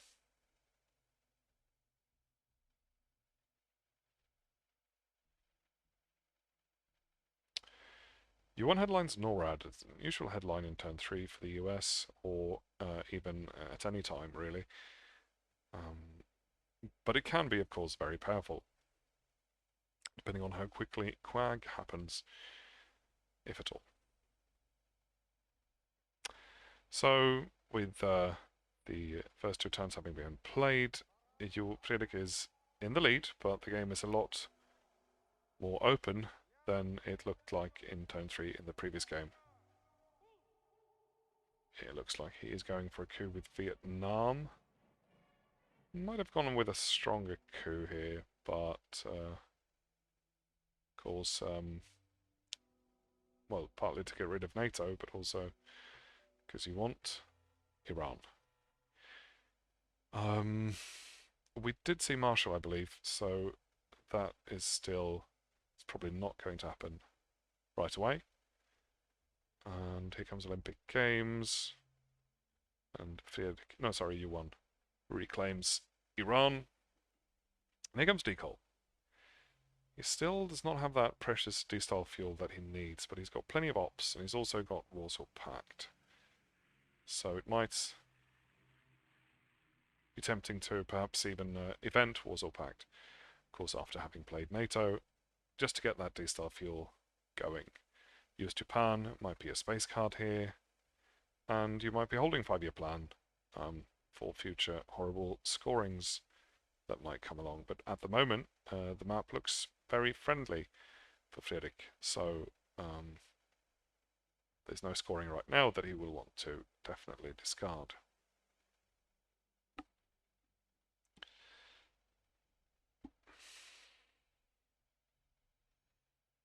Right now for U1, I think Algeria is a priority. So if he has a 3-op or a 4-op to spare, then that is definitely important. Asia might be coming up soon. He should go for the country count there, perhaps. He does go for Algeria, but kind of flagging quite heavily that he doesn't have a 3-op. Or perhaps that he wants to hold a 3-op, but I think if he had a 3-op, he would have played it there. So we're looking at a very strong hand from Fredrik and probably a fairly weak hand from U1. And if I could be bothered, I would try and figure out which cards U1 has. But I'm not even bothered. It's not that I'm not prepared to make the effort, but I don't think I can really. I need to look into the turn track there, turn record.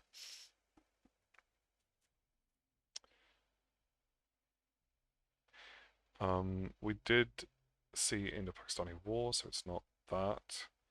It's got CNS. One.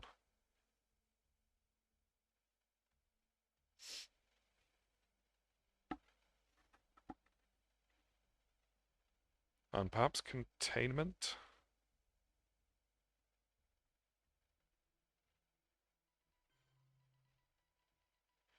He also obviously does not have anything horrible because he just went with the intervention. Okay, here we get to see the turn track there quickly, the turn record, but it's a bit too quick.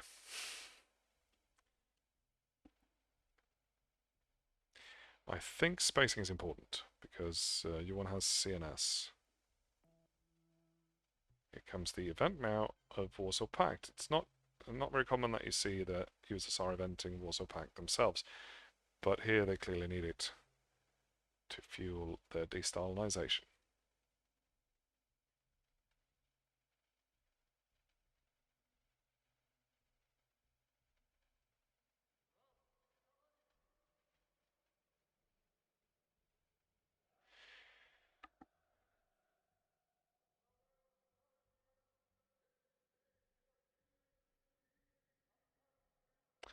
Come CNS now. Yes, I think I would have gone for that spacing before, because he will want to space US Japan anyway.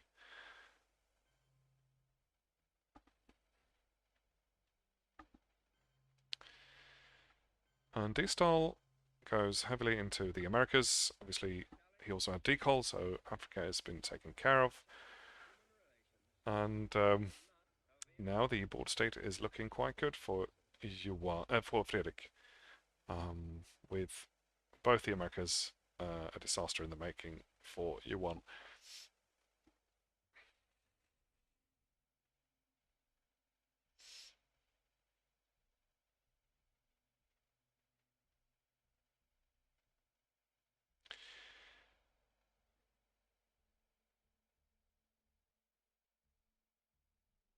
I was going to say I wasn't sure about Romanian, if that was but I thought we'd seen it, but that was probably the previous game, or it might have been recycled, but I don't think so.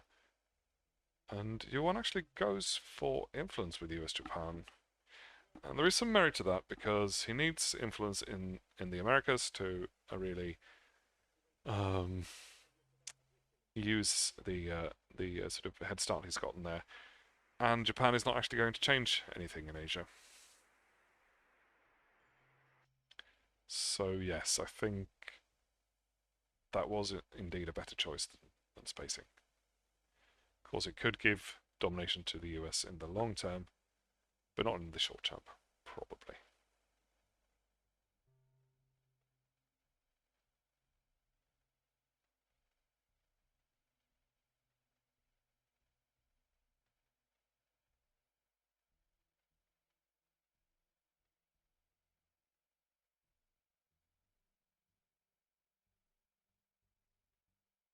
Oh, and defectors, of course. Filling up Canada for that NORAD bonus, and then Algeria. That was still open for some reason.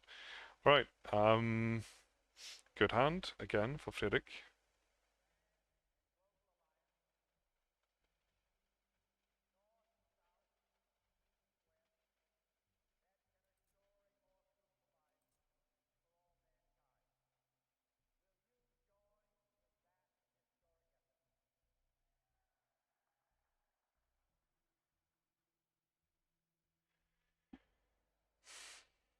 There's plenty of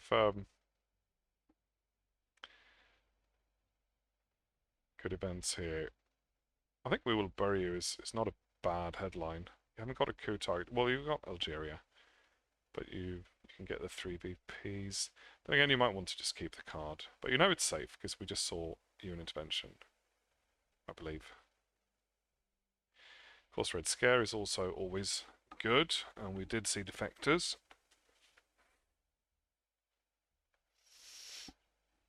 Yeah, maybe Red Scare is a better headline.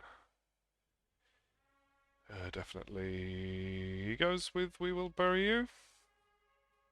And CIA. Alright. So he stops. Now CIA was obviously reshuffled. But as it turns out now that We Will Bury You really helped as well with protecting Africa here. And Johan sees a handful of ops and a couple of blue, very manageable events. Nuclear subs will go to space, and that's it.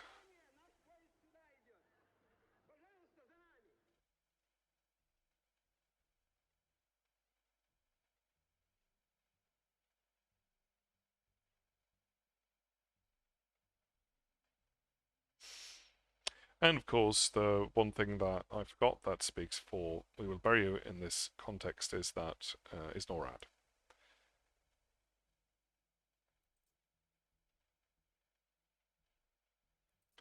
And with that in mind, I think it was a very good call to headline Khrushchev.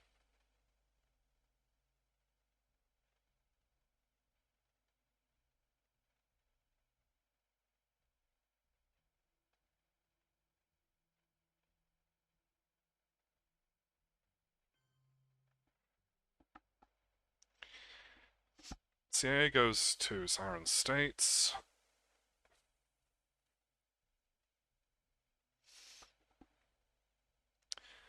Not really creating any problems whatsoever. Giving a coup target for Fredrik, of course, but I doubt that he will use it.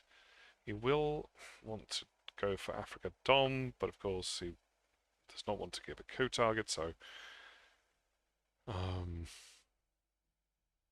he might just start filling up the Americas instead.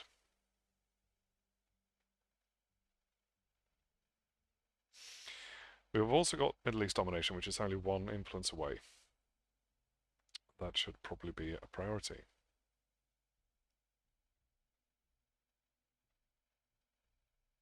I think you play Muslim for ops here.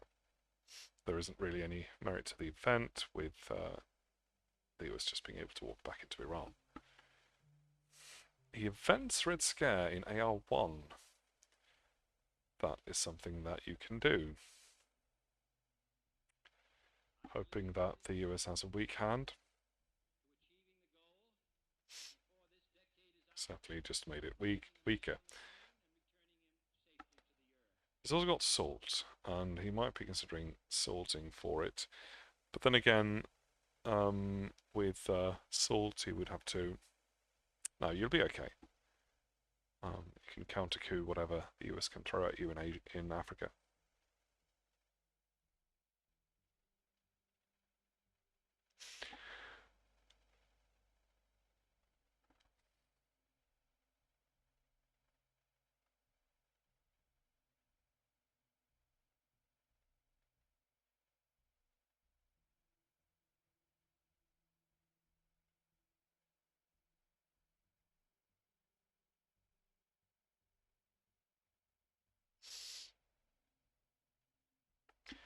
So at this point in the previous game, Fredrik really dominated the board state, and I said in turn 3 that it looked slightly better, but if Johan doesn't get into the Americas or Central soon, then well, the Americas, that would include Central, then we might be looking at an equally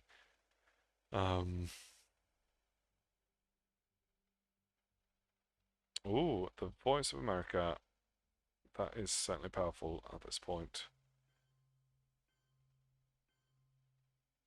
Yes, that's exactly what Yuan needed right now.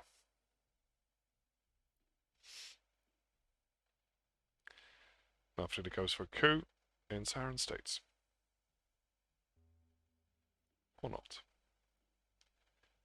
Uses a 3-op for a stronger coup, and he needed it because it only got him 2 influence anyway, something that Yuan is undoubtedly happy to counter coup if he has any cards.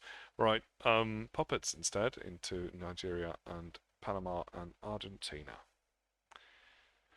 That would leave Fredrik with the opportunity to just take Nigeria straight up with Muslim if he wants to, but he might also want to use those ops for something else.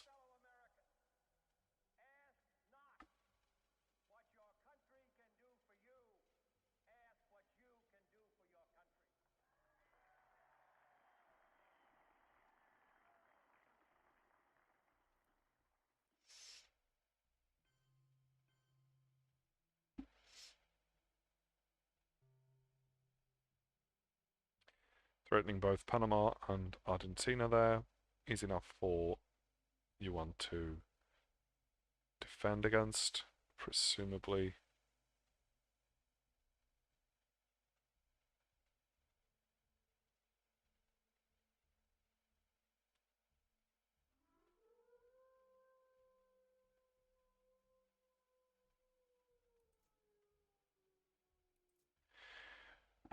Big card. That's what he does.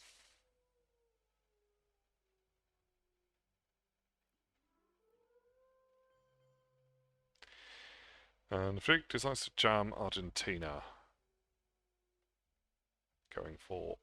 Aiming for control of South America.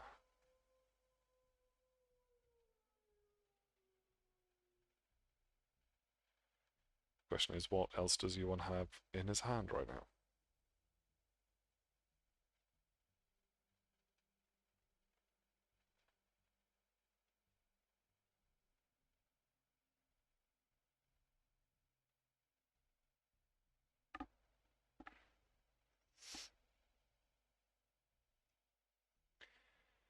He's got Marshall, and that's another 4 ops, and he decides rather than going for Chile, he decides to try and get Argentina back, but now of course he puts himself in a possible realignment situation in the future.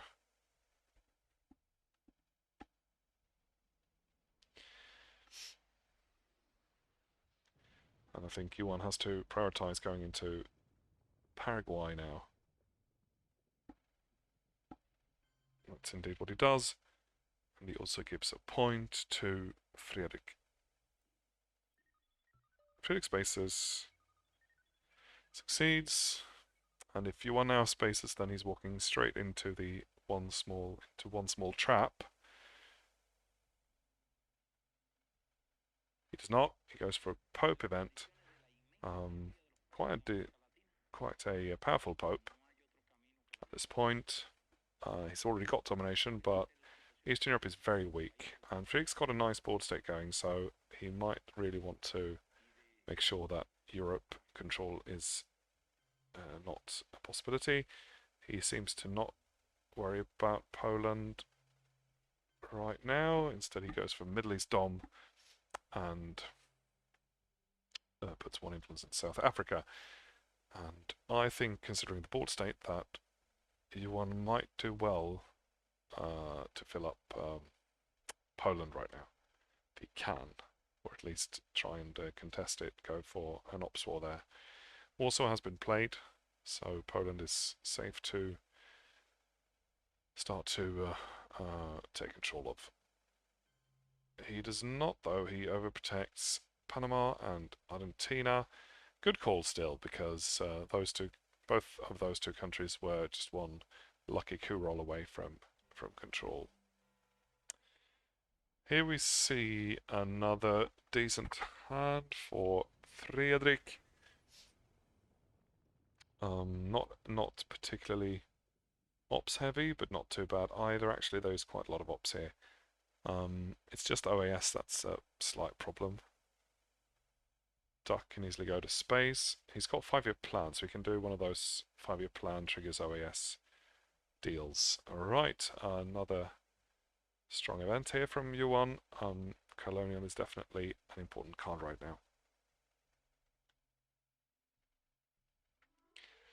And Fredrik can then decide if he wants to coup in the...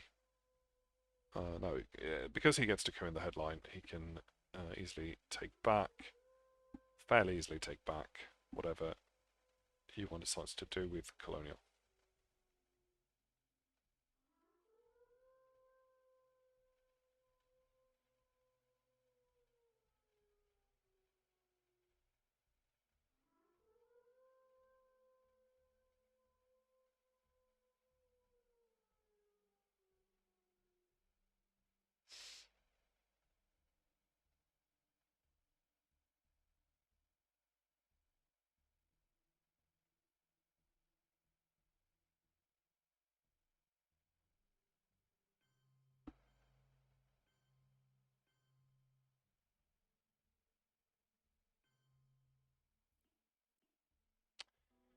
But it goes for Panama, and it's a lucky roll, and he is now not too far away from central control.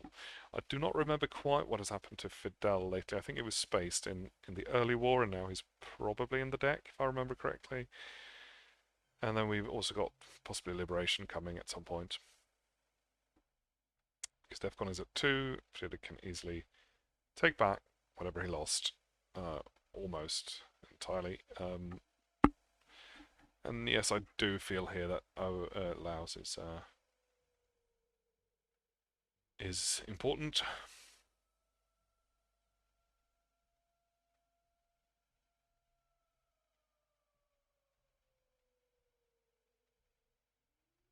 Or maybe not, because Asia is going to be a tie anyway, and Southeast Asia... Well, Southeast Asia is coming, so... At the moment, that's a few US points. I don't think that extra influence in Zaire does too much, because he can still flip Angola. Of course, it's a little bit harder for him to do that. And Fredrik has got, considering South African unrest and Portuguese Empire, and Fredrik has got Portuguese Empire in his hand right now.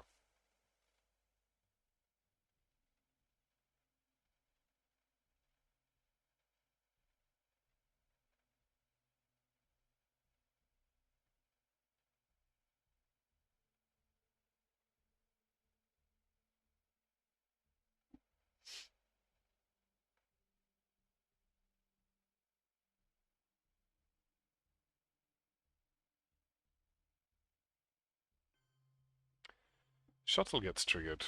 Oh no, it doesn't. Sorry, that was U1.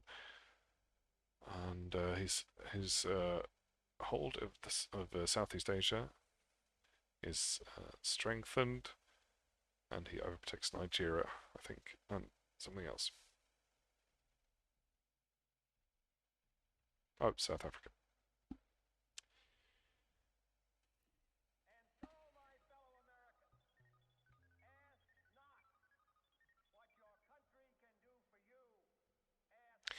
So Yuan has managed to claw his way back into Africa nicely, and he's also holding on to South America. And at the moment, it looks like he might be able to, because Fredrik doesn't really have many coup targets apart from Paraguay, so he might give that a try. Or he might play the Indo-Pakistani War for the event, but I think that's unlikely.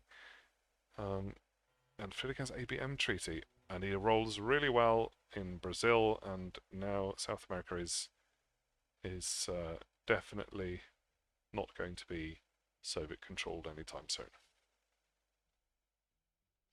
You also get his little NORAD bonus. NORAD hasn't really done much so far, and Fredrik controls Quag, so we're likely to see NORAD disappear pretty soon.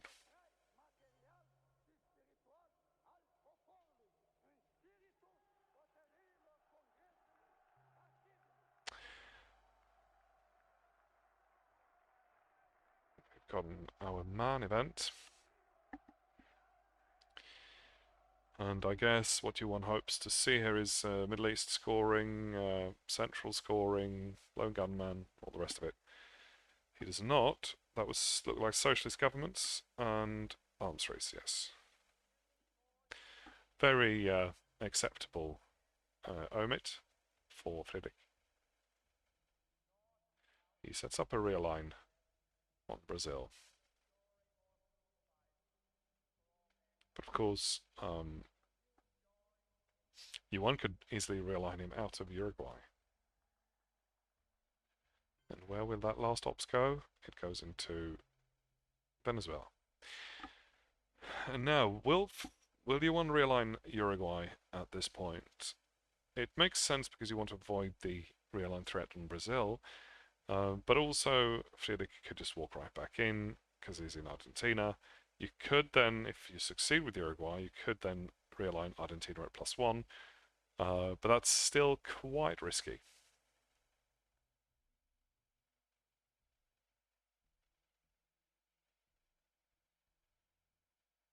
He goes for a realign with a 1-op, and I don't know about that.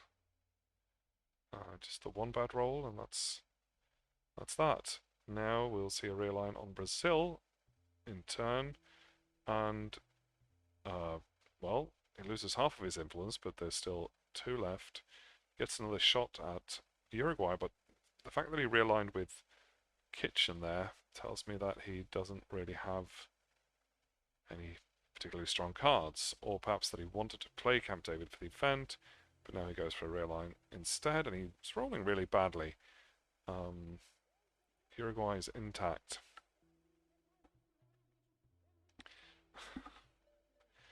Here comes the final realign on Brazil. That actually works. And now the situation is back to before ABM treaty.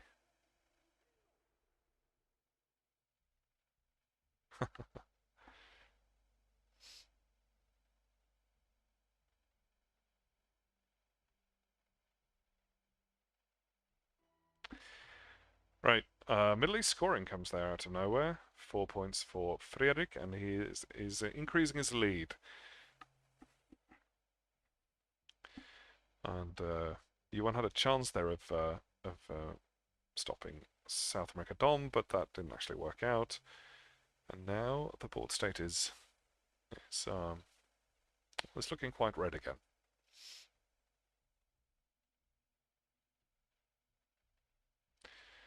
Southeast Asia, of course, is his way to get points, but it's not that many points.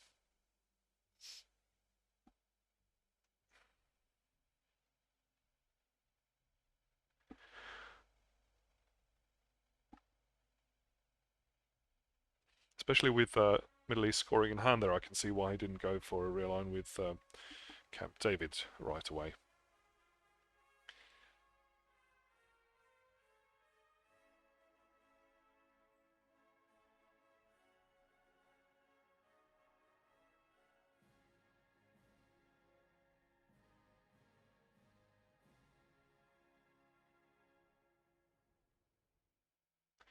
I believe Poland is still open, right?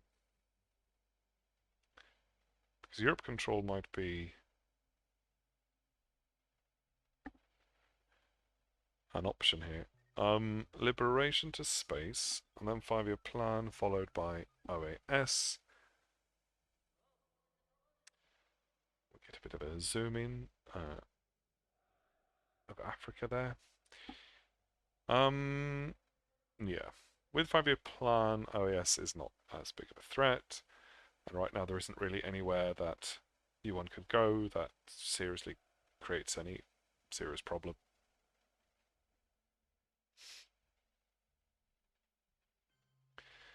In fact, I'm thinking the best place he could have gone would be Peru, perhaps, to create a real-line threat.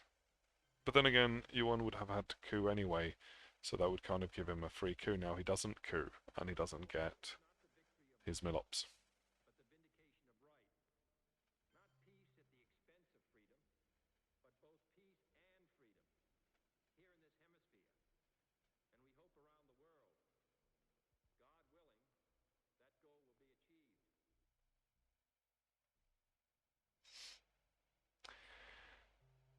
And Fredrik commits, and we'll see what Yuan does for his AR7. Still think Peru is a nice place to go. But you also want Africa Dom. Goes for a coup in Cameroon. Stopping the rear line and getting Africa Dom. Right, slightly problematic hand for Fredrik here with 3 scorings. But on the other hand, one of them is central. He does not have access to Cuba, though, so it might just have to be a Dom. And he just wants to get rid of something here in the headline, and that's Asia scoring, and there isn't really any way I can think of where the US could exploit that into getting a Dom. Perhaps no, because Yusuri wouldn't do that, it would just steal the China card. And we've seen Decol, and that wouldn't change anything anyway. In a Pakistani war, I suppose we saw it. Was that turn 3? Africa headline, a lot of scoring cards coming in. It is turn 6, and we haven't seen that many, so they are bound to happen. And after, at the moment, only Southeast Asia is unaccounted for. Fredrik goes for a coup with Nigeria, into Nigeria with special. Of course, Africa was just scored. Bit too late.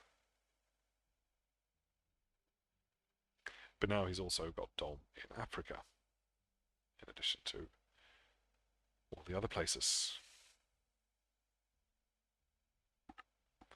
But not too many ops this turn for Fredrik.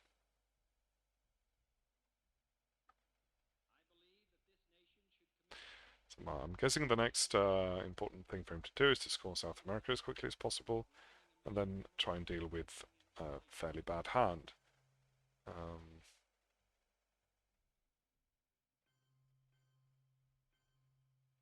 And now Yuan decides to go for Poland, and I think this is now Fredrik's main weak spot. If this game goes to final scoring, he's likely to win from the current board state, or even before that, but Europe domination Europe control could be a threat. Here comes Brush War. Goes into Mexico, and that is surely annoying for Fredrik, who has waited with Central in order to get Dom, but is now not likely to get even that. And 0 points for Central. And Yuan just barely managing to escape a situation with a lot of Fredrik being very close to winning from just straight up VPs.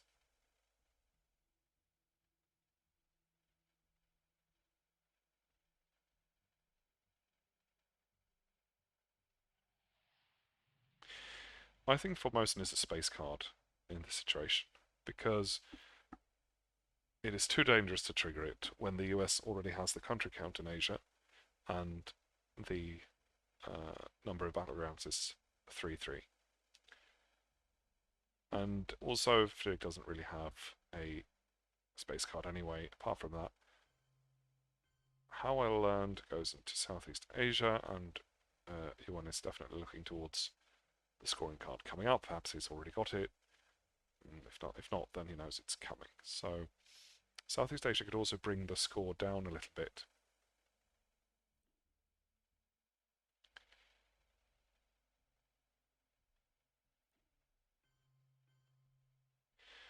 And Fredrik doing his best to catch up in Southeast Asia, changing his mind.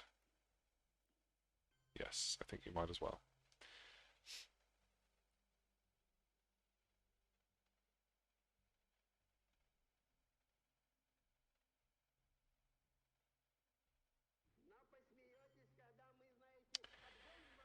That's 7 points, I think, for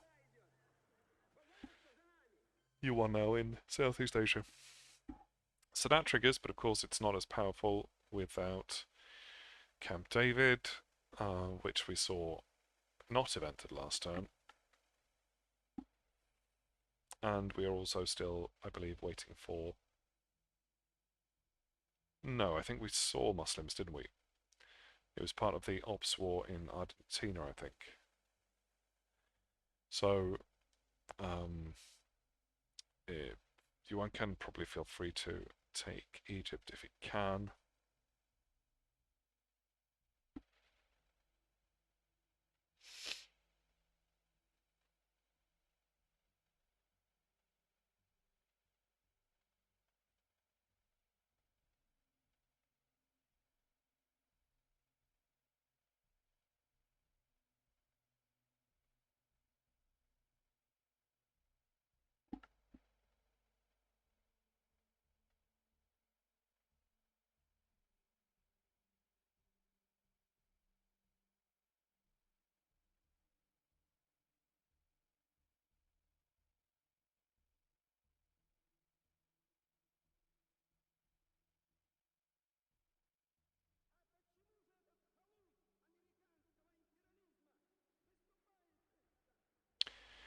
Comes Usuri for influence into Egypt and also overprotecting Mexico.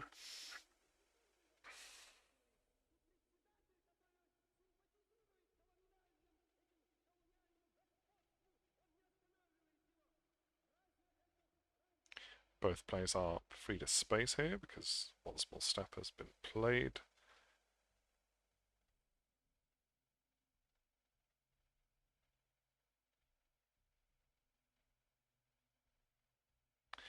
I do think a bit more overprotection into East Germany would be nice here for Yuan.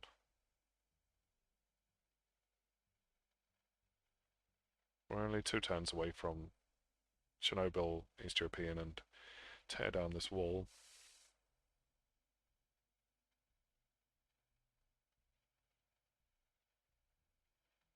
So this is very much up to the scorings now. If we get Africa, if we get South America early on, we will see Southeast Asia though. So I think Yuan will not win anytime very soon. But the order of things is important here. Of course, if he gets a scoring card to make up for Southeast Asia, then War Games is still a possibility. Allende for influence into Pakistan, and now Chile is very strong. Sorry, I did not see what happened there. Did containment go into Saudi Arabia, perhaps?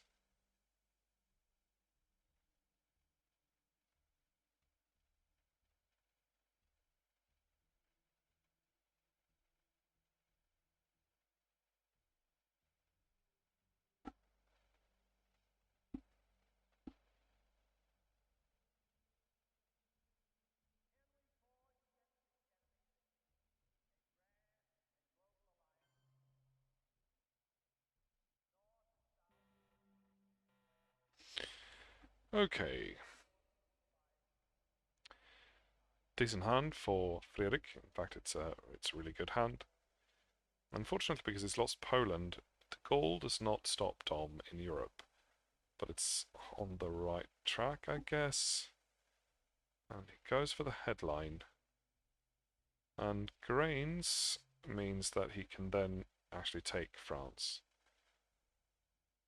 Cultural is an extremely good draw with grains here. Defectors would be nice as well, of course. Ask not, perhaps, depending on situation. And I do believe that Yuan is holding Lone Gunman. I don't recall seeing it. So Arscott would have been good. Also Bear Trap, of course. There's plenty, but Cultural is nice to get rid of. We saw Usuri last turn and also Nixon, so they're coming back. Returns Cultural. And he just goes to put 2 into France. I don't really see. Does he want to avoid the VP?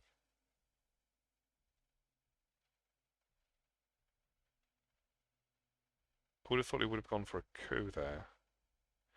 But he's probably keen on keeping Europe. Fredrik is probably quite happy that he drew East European this turn and not next turn. Fidel will give him probably Central Dom again. Ask Not is powerful though. That goes to space, probably, because Yuan, as I said, I think Yuan is holding Lone Gunman. Don't think we've seen it.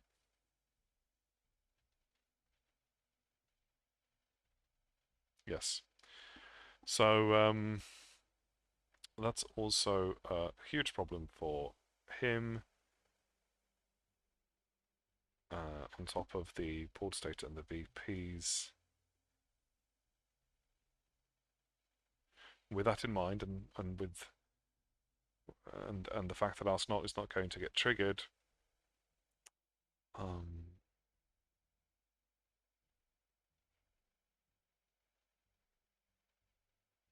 I think Europe makes even more sense for Yuan to hold on to.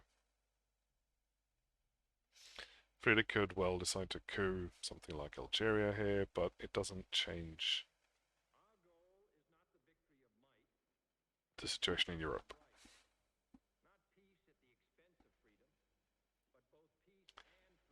Still decides to go for the coup, judging that Europe win is still fairly unlikely. And of course, he doesn't want... Oh, that's the reason, of course, he keeps DEFCON at 3. Yeah, because he's got Lone Gunman. It's not very likely to work, though, but at least he's getting France for the trouble. Soviets are quite likely to do that coup, I feel. And where did it go exactly? Egypt?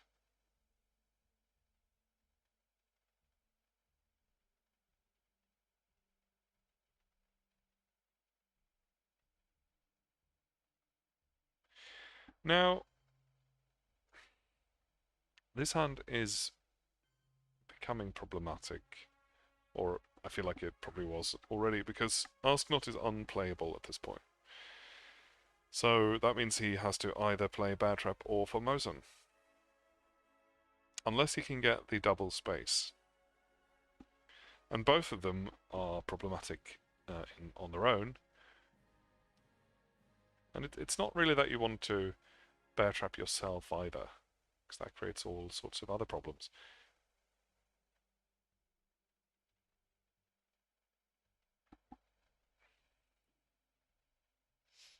His space is Bear Trap. That means he's holding Ask Not. Or he's hoping for a second space, but here comes OPEC. And it fails, and he does get the second space. And there goes Kennedy. Up into the air. No?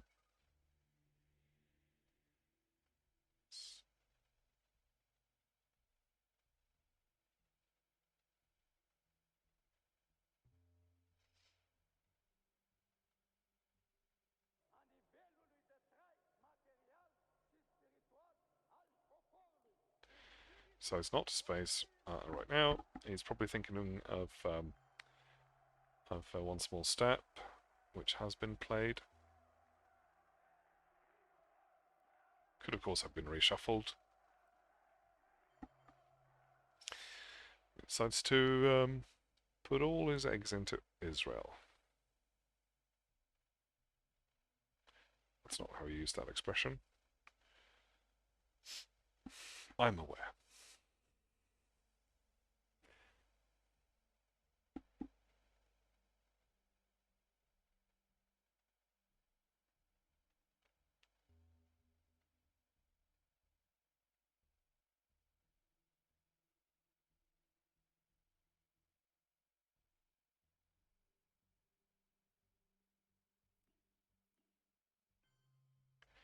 No, no Israel, but the much needed overprotection of East Germany was rather already overprotected, but now it's very much overprotected. Still, though, teardown would open it up. Mr. Lundby, this could be, yeah, East European, very close, almost Kennedy, but not quite.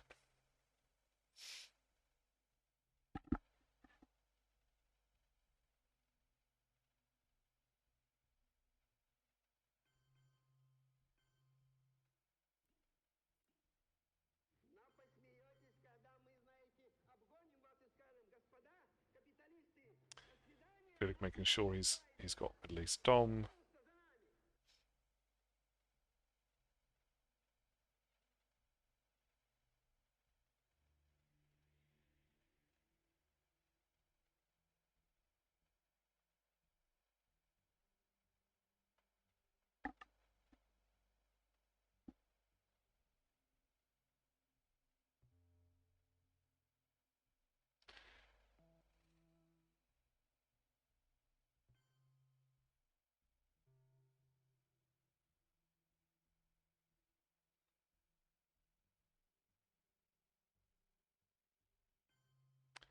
And Johan goes back into South Africa, even though it is very much realignable at this point. Kennedy goes to space, but it fails. But Kennedy is now gone, and here comes Southeast Asia scoring, which of course was a known card. 6 VPs, and the VPs are down to -3 right now, which is not too bad for the US. But of course, the board state is quite red. Having said that, though, it's only one successful coup in Africa away from not being Soviet Dom, and same in South America, I guess, but it's more difficult, obviously.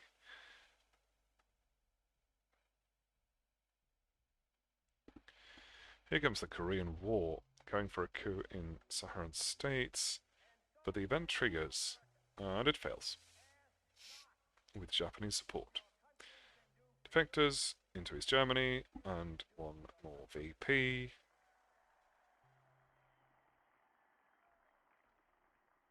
And if Yuan wasn't holding lone gunman right now, he would probably feel okay. I mean, Middle East is only 3 points. It's not such a big deal. South America is 5, but that's the only place apart from the Middle East where Fredrik currently has domination. I feel the game is alive.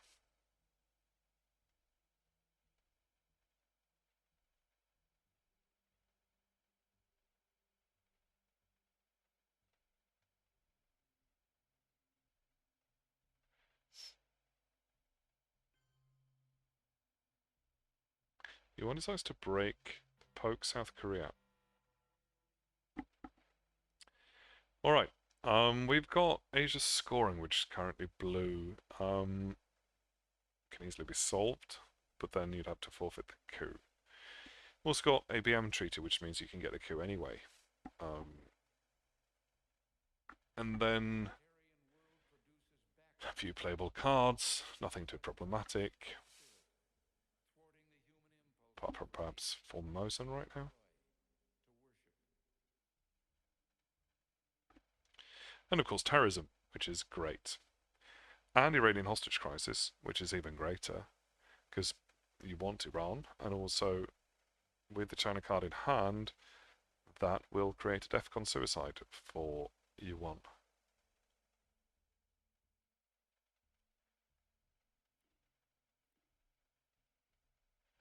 It's got the Brush War and the first ABM treaty. Where do you go with this? Libya is an option, considering that you've got Iranian hostage crisis that you will definitely event. You've also got an opportunity to coup in Asia, considering that the scoring is coming up. But of course, if you get Iranian and terrorism off, then you've got your DEFCON suicide. Probably. I mean, you can accidentally discard CIA, lone gunman, obviously, so nothing is guaranteed. He's looking at Thailand. So, yeah, there we go. And now brush war. Where do you want to go with that? Panama is an option. Somewhere in Africa is an option. The Middle East is looking weak. Egypt might be an option.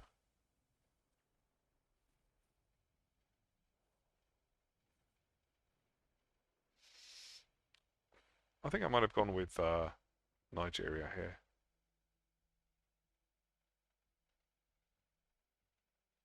Not knowing, of course, the threat of Iranian plus, but now Libya is safe, so goes for Egypt and it fails. And here now comes another coup. That would also, yeah, if he goes for a coup in Libya now and is lucky, that could be a real problem.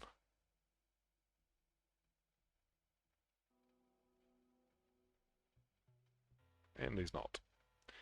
And it isn't. And special doesn't do anything, but you get your NORAD point.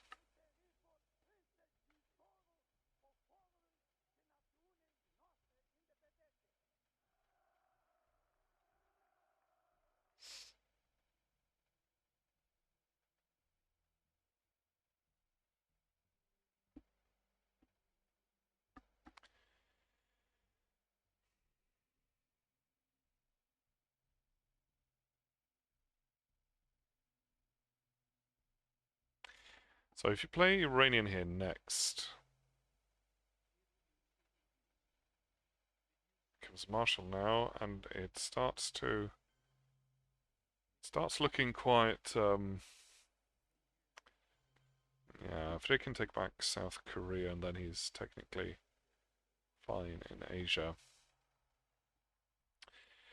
If you play Iranian now, then followed by terrorism in the next turn, the US will only have 6 cards when you do that, which means that they will, or even 5 actually, which means you're quite likely to discard lone gunman. You're more likely not to do it, obviously, so it's still worth a shot, but I feel like headlining Iranian here might have been.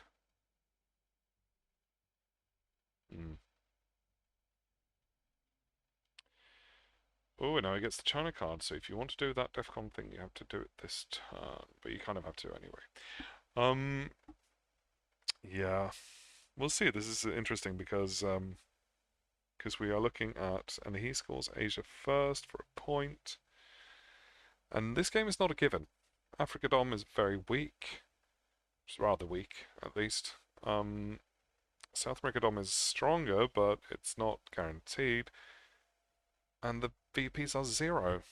If this DEFCON play does not work out now for Fredrik, then things can definitely happen in the last 2 turns to change around the situation.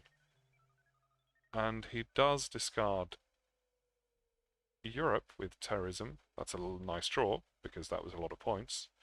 But he decided not to go with Iranian first. I'm not sure exactly why. Oh no, of course it doesn't matter. It's still a DEFCON suicide. 4, 5, 6, 7. Hang on. Why is that?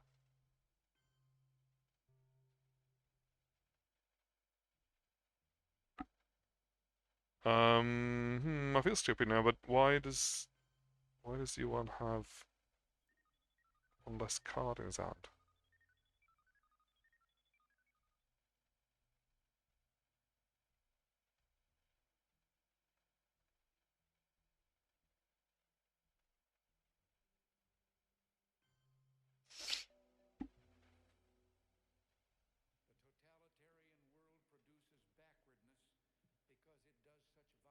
I mean, yes, because he discarded. Oh no, that was just the one terrorism he needed. Sorry, yeah, no, it's getting late. Yeah, that was just the one. Obviously, that was his whole card that was discarded. Um, that's all he needed. He didn't actually need to go with the Iranian. That's only if he had the China card. But now it's definitely GG.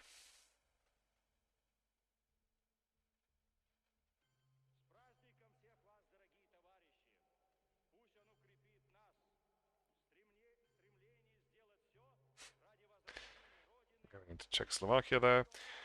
And that would be the last card. Lone Gunman. Here we go. And that's the end of that. And Fredrik has won this semi-final 2-0. All right. Thanks for watching this game. I feel like Fredrik kind of had the upper hand for both of these, and he played strongly, played well. And this second match was more interesting, I would argue, than the first one. Could have gone either way if it had gone on and not Defcon suicided. But I think Fredrik was slightly on top in terms of board state. I think the one interesting part of the game was Europe. Chernobyl or Teardown could have changed things.